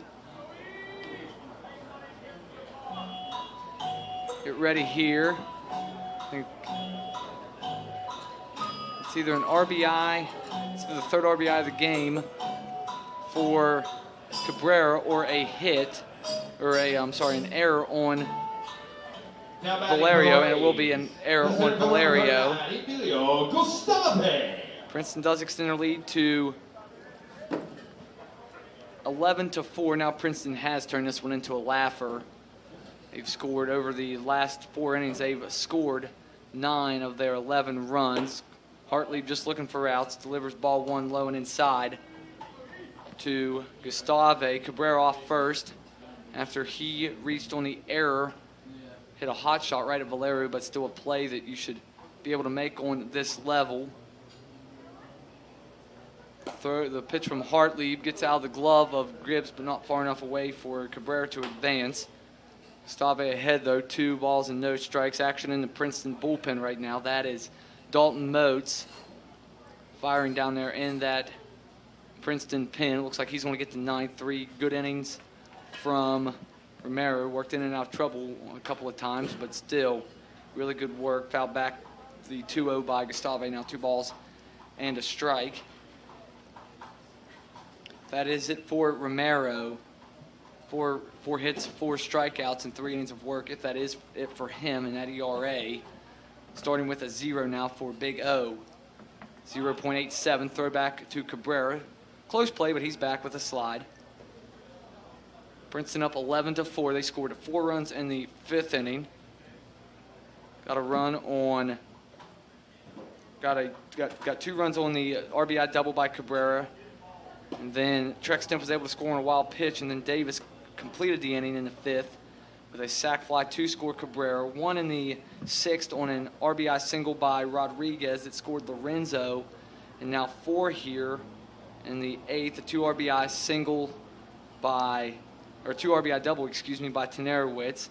He scored on a wild pitch, and then Rodriguez scored on an error. Gustave's hit by the pitch for the 2nd time in the game, and it'll force Cabrera to move up, and getting to first now is Gustave. Davis will be the batter. The first baseman, number 32, Devin Davis. He has an RBI sac fly that came in that 5th inning, as I just mentioned. Also, 3 strikeouts, trying to avoid the golden sombrero here is Devin. If you're just listening in, new to baseball, the golden sombrero, of course, is 4 strikeouts in a game, and he will not get a golden sombrero. He'll line it to second. Gustavo almost wandered too far off the base, luckily able to get back before Herrera did with the throw by Siri. Davis is the second out of the inning, and Princeton is now batted around in the inning. The 9th got a bat here, Oscar Rojas. He's 0 for 4. Be nice to see him get a hit here. Get off the schneid.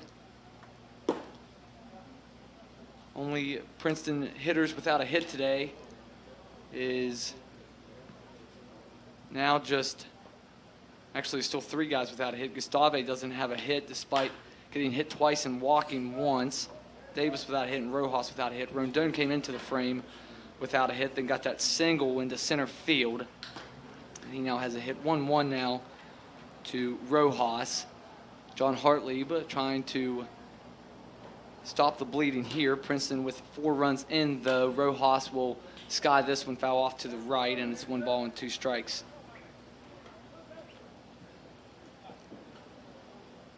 Princeton looks like they are well on their way to moving to 9-8 on the season, getting back above 500 for the first time since before they went to Johnson City. Hartley spikes one in the dirt, blocked by Gibbs. 2 balls, 2 strikes. Went to Johnson City with a mark of 5-4, dropped 2 of 3 there, including the first 2. Was 6-6 after the Johnson City series. Lost at Bluefield, went to 6-7. This is outside, 3-2 now. Then split the doubleheader with Pulaski to go to 7-8. That was on Thursday. Won last night to get to 8-8. Princeton would be winners of 3 in a row after falling to 6-8 after game 1 against Pulaski. Be winners of 3 in a row here. If they could hang on and take a lot for Bristol to come back. The full count pitch to Rojas, foul back against the screen, do it again at 3-2. Runners on the move there, of course, with 2 outs. Get the merry-go-round started as well.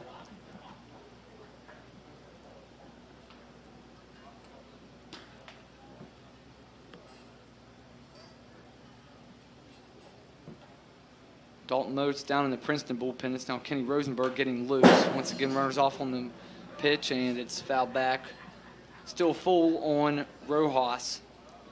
Nice battle here between Hartlieb and Princeton's designated hitter today. Reminder once again, series ends tomorrow between these 2 teams, Princeton and Bristol. This is over the glove of De La Cruz at third. Here comes 1 run in, and it's going to be an RBI for Rojas. That's got to be a single advance on the throw, but a good at bat by Rojas. Never gave up. Some guys just give in. You're up 11-4. You're thinking, okay, whatever. Scoring on the play is Cabrera. To third is Gustave. The shortstop, number 3. And pulling into second is Rojas. Going to have a pitching change here as Corey DeHaan is on his way out to get his reliever. Pitching change here at Honeycutt Field. We'll come back and introduce the new pitcher to you. This is Princeton Rays Baseball on 103.3 The Way and online at 103.3theway.com. Do you have a business or an event to promote? Advertising opportunities are still available for the Princeton Rays. Email us at princetonrays@frontier.com or phone us at 304-487-2000 to inquire about advertising today.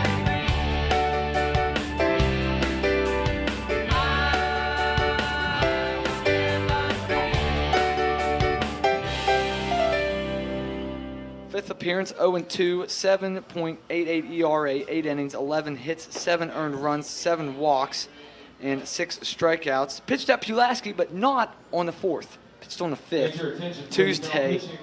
2 innings, 3 hits, 2 earned, 2 walks. Also gave up 3 runs in an inning against Burlington. That was Friday a week ago, struck out 4 in 4 innings of work at home against Greenville on June 28th. Last year with the Gulf Coast Pirates, 0-2, 5.40 ERA, 5 games, 8 runs, 5 earned, 10 strikeouts, and 2 walks. Hutchings in his minor league career ERA a couple of ticks over 5. He will face Rondon, who led off this inning with a single called strike 1 by Hutchings. Princeton now in the lead at 12-4. Off of second is Rojas, and down at third is Gustave. Hutchings with the delivery. This is foul, right side, and it's now 0-2. Princeton with a 5 spot here. Take a commanding 12-4 lead. Came into the inning leading 7-4. And they have broken it wide open. Floodgates are open here in Princeton. This is a little tapper to Hutchings. He gets off the mound and he botches it. 1 run is going to score. E1 there. Come on down Emilio Gustave.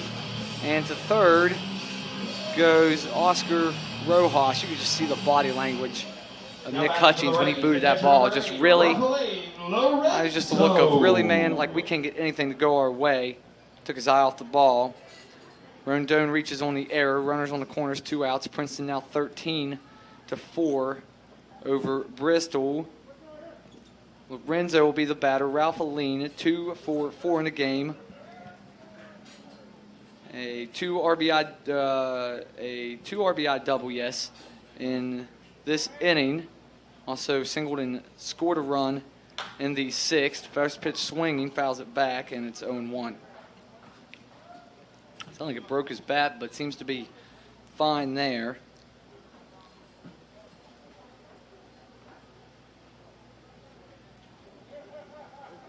(0-1) to Lorenzo. Runners on the corners, and it's outside for ball 1. Appeared Bristol was finally going to get out of this miserable inning, for them at least. If it's Princeton Race fan, it's been a great inning. But the error by Hutchings keeps it alive. Also had an error on the shortstop. This is grounded foul past Danny Schaefer at third. He skips out of the way, and it's 1 ball and 2 strikes. Actually should go back. The double by Lorenzo was actually not an RBI double. He held up at second and then scored on the double. The Tenerowitz hit right behind him. 1 ball, 2 strikes by Hutchings. Grounded foul, same spot towards the third base dugout, and it's a ball and 2 strikes again, or once again. Number 6, brother, Eric.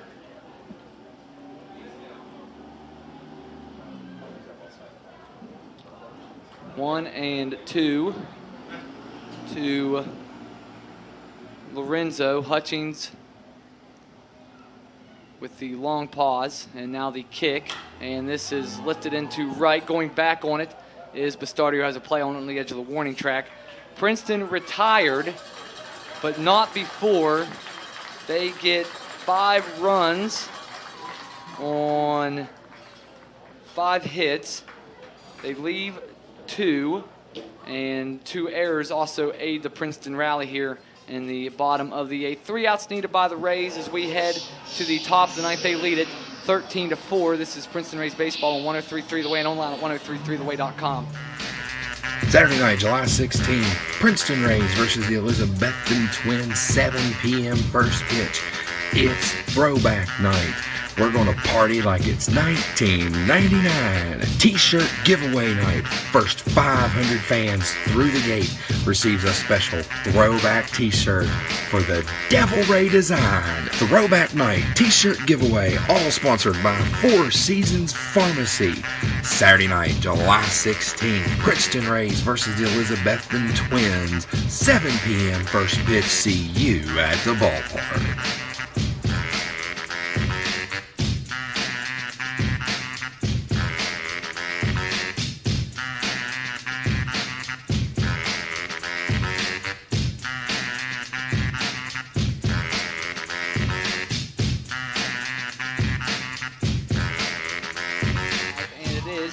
Dalton Moats coming on to get the final 3 outs here.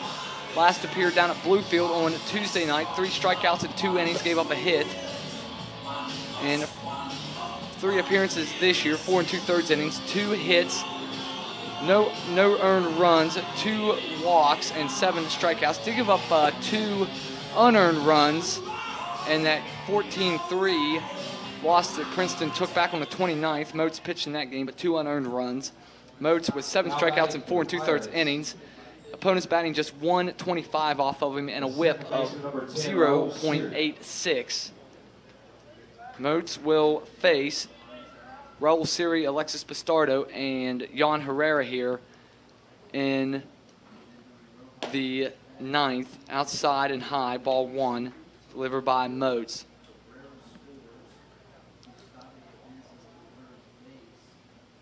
Moats with the wind here in the 0-1, strike 1 at the chest, 1-1. Princeton trying to win its 3rd in a row here. They'd go to 9-8. And they would also gain a game on Bluefield. Bluefield's gotten on the board. The 1-1 from Moats is a breaking pitch that never was close to the zone, 2 balls and a strike. They would gain a game on Bluefield for 2nd. Burlington, Pulaski continuing to just punch at each other. Burlington now in the lead, 6-5. I think there's been about 5 lead changes in that game. The 2-1 is Scott on to the outfield grass. Davis over, and he's going to be called off by Tenerowitz, and Robbie has the first out in fair territory to begin the 9th. Alexis Bastardo will bat. Now batting for the Pirates, the right fielder, number 25. Danville would lose a game on everybody. They've already lost. Greenville and Elizabethton, not as concerned about that game. Bottom of the 5th, it's Greenville 1, Elizabethton 0. Game's in the West. That's in the West, though, so not as concerned. You have Johnson City beating Bluefield. Bluefield would fall to 9-8 if they lost today. I'm sorry, they would fall to 10-7 if they lost today. Now down 6-2 in the 6th inning is Bluefield, 1-0. Delivered by Moats, and it's now 1-1. Breaking pitch across. Burlington would move. They would gain a game on both Pulaski and Bluefield if they won today. Move to a league best 12-6. This is fouled away off to the right. Now 1 ball and 2 strikes. And as mentioned, Danville would lose ground on everybody. They've already lost to Kingsport. All these series we're talking about, they conclude tomorrow as well, along with this Princeton-Bristol series. The 1-2 by Moats, and it's a breaking pitch. Tried to get a chase, but it stayed well outside and way high. Now it's 2 balls and 2 strikes to Bastardo. For Moats, 7 strikeouts in 4 2/3 innings. This is a chopper. Moats gets off the mound, but Rodriguez calls him off. Had to double clutch. And Juan couldn't make the play. Juan already 3 errors in the game. You almost want to see the score to hit. Now batting for the Pirates, the first baseman, number 14, Jan Herrera. It is going to be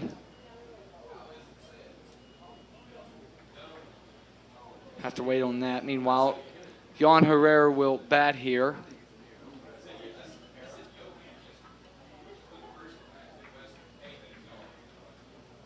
And it will be an error, so unfortunately for Rodriguez, his 4th error of the game, but he has made up for it at the plate. Strike 1 on the side corner with the fastball. Moats just pumping it in there.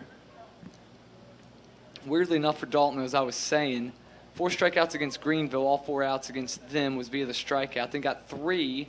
That middle appearance against Greenville did not record a strikeout. Fastball, or the breaking ball across, now 0-2 to Herrera.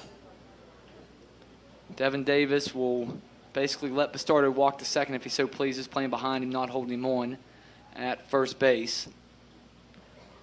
The 0-2, and this is swung through and missed, and the second out is recorded here in the top of the 9th. Princeton 1 out away from winning this series, taking the first 2 games against Bristol here at Honeycutt Field. The catcher, number 6, Brent Gibbs. Brent Gibbs will be the batter. Gibbs 1 for 4 in the game. Last hope for Bristol.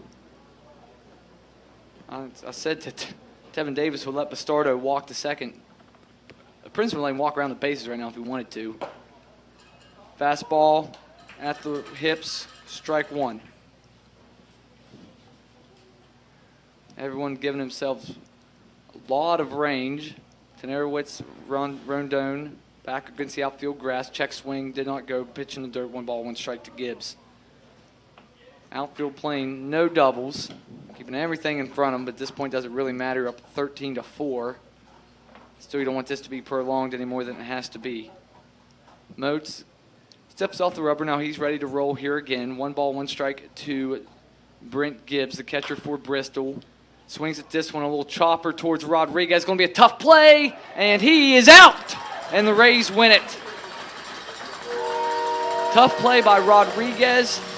Makes up for it. It's a rough day in the field for him, but one gets the most important out of the game. That's the 27th out, and the Rays blow out Bristol here at home today, 13-4. They do it on just 12 hits, 13 runs, 12 hits, 5 errors for the Rays. 4 runs, 11 hits, and 6 errors for Bristol. The Rays win their 9th of the season. They improve to 9-8, back above the 500 mark. And the Rays go for the sweep tomorrow night of the Pirates of Bristol. Our airtime is going to be 6:40, first pitch 7 o'clock, but stay tuned. We got a lot more from this game coming up. Totals and summaries, Rays report, Happy League update, that and a lot more coming up here on the Princeton Rays post-game show. This is Princeton Rays Baseball on 103.3 The Way and online at 103.3theway.com. Those donating non-perishable food items. It's also non-profit night. Come here to... Fans, join us on Tuesday, July 19th as the Burlington Royals come to town to take on the Princeton Rays. 7 p.m. first pitch on Pepperoni Roll Appreciation Night. West Virginia's gift to the culinary world as we appreciate the pepperoni roll that night. Special cook-off will be held. For more information, contact the Rays front office. Tickets will be available for those wishing to taste the great cook-off on the pepperoni roll on Pepperoni Roll Appreciation Night. Tuesday, July 19th as the Burlington Royals come to town. 7 p.m. first pitch. Tuesday, July 19th. We'll see you at the ballpark.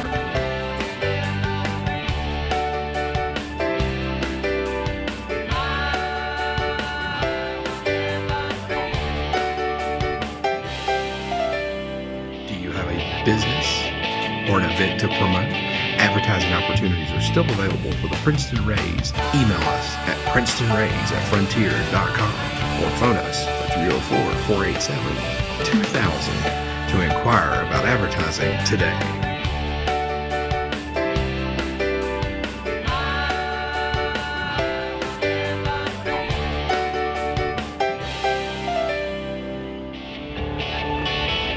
It's a special day at the ballpark on Thursday, July 21st. Burlington Royals versus the Princeton Rays. 11 a.m. special first pitch. It's Kids Day. Daycare, summer programs, summer schools, and vacation Bible schools are all invited to the ballpark. Contact the Rays front office for ticketing info on Kids Day for the 11 a.m. first pitch. Also, businesses, co-workers come out and enjoy lunch at the ballpark at the world-famous Roscoe's Grill. Thursday, July 21st, 11 a.m. first pitch. Burlington Royals, Princeton Rays, 11 a.m. first pitch. Thursday, July 21st. See you at the ballpark.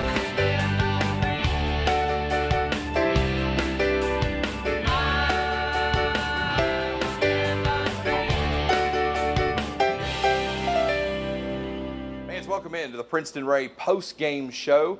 The Rays smoking on the bats today. A 13-4 victory today over the Bristol Pirates. Eric Lester and Wes McKinney alongside. And Wes, we got to talk about 2 players of the game. And as we talked about in the pregame show, it's different faces in different spots each day for the Rays that seem to come through for us. And 2 names really stick out as players of the game today. Yeah, you can't really key in on anybody in this offense, Eric. Adrian Rondon was the big bat in game 1. And today it's a couple of guys that were in, let's just be honest, they were in slumps. Right. I mean, they hadn't had hits in a week plus now, and today it was Eliardo Cabrera and Robbie Tenerowitz. They combined for 4 of the 5 Princeton doubles, and they combined for 5 RBIs, and that's kind of how the Princeton offense was keyed today. You look at Princeton's offense, they were down 4-2 going into the 5th inning.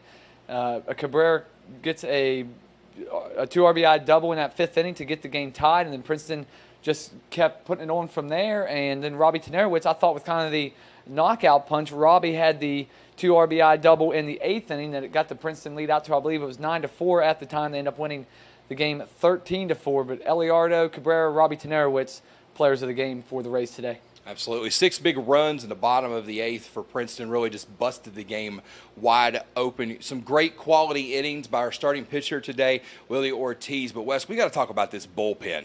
Yeah, Eric, it doesn't matter which night it is or who's in the game for the Rays. I mean, I don't take anything away from Willie. Maybe not his best start. He gave up 7 hits, 4 runs. None of them earned, though, because that Princeton defense, which still needs to clean it up. But I digress from that Princeton bullpen. Today it was Orlando Romero. Big O came in and gave Danny Schaefer 3 really strong innings. And then Dalton Moats, he just keeps wowing everybody here. He came in and shut down everything in the 9th.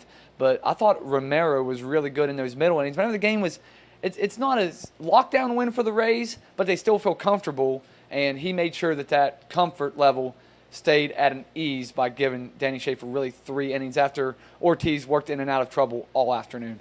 Bristol, not without their chances, had some issues with runners in scoring position today. Yeah, Eric, that's a big stat I always look at from an offensive standpoint is how well do you hit with runners in scoring position? I mean, yeah, you can hit all the solo homers you want, but if you're not driving in guys on 2 RBI doubles or whatever, then your offense really isn't playing that well. Princeton 6 for 18 with runners in scoring position today.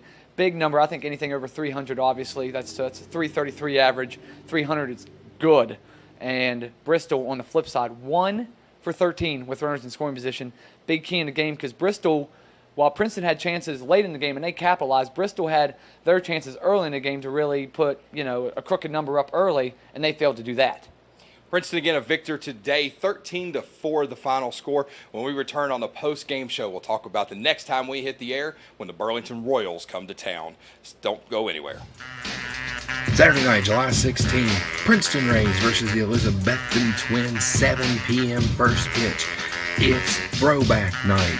We're going to party like it's 1999. T-shirt giveaway night. First 500 fans through the gate receives a special throwback T-shirt for the Devil Ray design. Throwback night T-shirt giveaway, all sponsored by Four Seasons Pharmacy.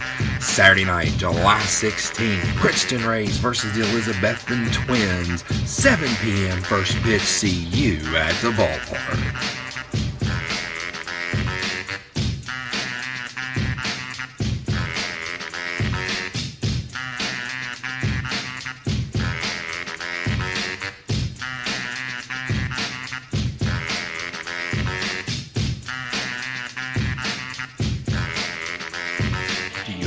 Business or an event to promote? Advertising opportunities are still available for the Princeton Rays. Email us at princetonrays@frontier.com or phone us at 304-487-2000 to inquire about advertising today.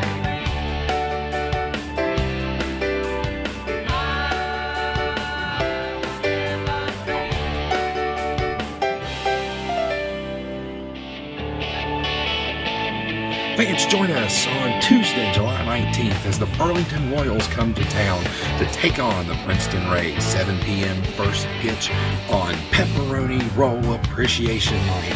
West Virginia's gift to the culinary world as we appreciate the pepperoni roll that night. Special cook-off will be held.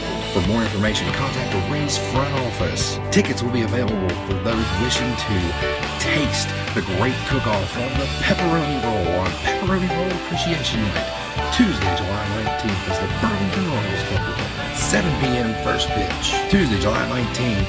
We'll see you at the ballpark.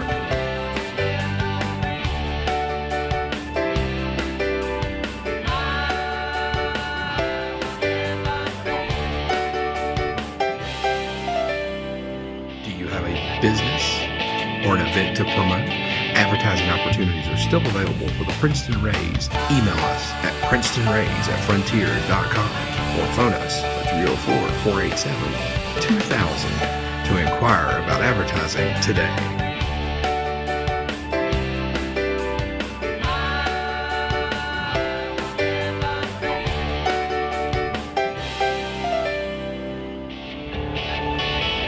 It's a special day at the ballpark on Thursday, July 21st. Burlington Royals versus the Princeton Rays. 11 a.m. special first pitch. It's Kids Day. Daycares, summer programs, summer schools, and vacation Bible schools are all invited to the ballpark. Contact the Rays front office for ticketing info on Kids Day for the 11 a.m. first pitch. Also, businesses, co-workers come out and enjoy lunch at the ballpark at the world-famous Roscoe's Grill. Thursday, July 21st, 11 a.m. first pitch. Burlington Royals, Princeton Rays, 11 a.m. first pitch. Thursday, July 21st. See you at the ballpark.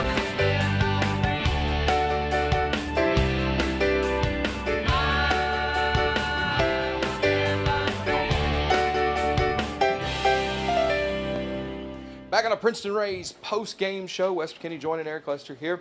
And Wes, next time we hit the air, we'll be here with the Burlington Royals in town. Princeton already been to Burlington, opened the season down there, took 2 of 3 from them in that series in Burlington. What do you expect when the Royals come to town? You know, Eric, they've done a 180 since Princeton went down there and took 2 of 3 from them, because they're the hottest team in the league, or one of the hottest teams in the league. And back to pitching, Princeton and Burlington, they've been back and forth kind of all year, 1-2 in the league in ERA. So I'm expecting to see some really good pitching, and that may have to be that may force the managers for each team to have to employ some small ball hit and runs, sack bunts early in the game, stuff like that. So I'm interested to see this Burlington pitching staff that Princeton just absolutely crushed down there. Now Princeton did get shut out in game 3 of that series, but Princeton scored 23 runs in the first 2 games of that series. So I'm going to see how Burlington has rebounded on the mound since Princeton went down there and took 2 of 3 from them. Fans, come out and see us at the ballpark. Our first pitch times are 7 p.m., except on Sundays, and it's 5 p.m. We look forward to seeing you at the ballpark. Catch us here for our broadcasts on Suddenlink every Saturday. Thanks for joining us here on the Princeton Rays Game of the Week.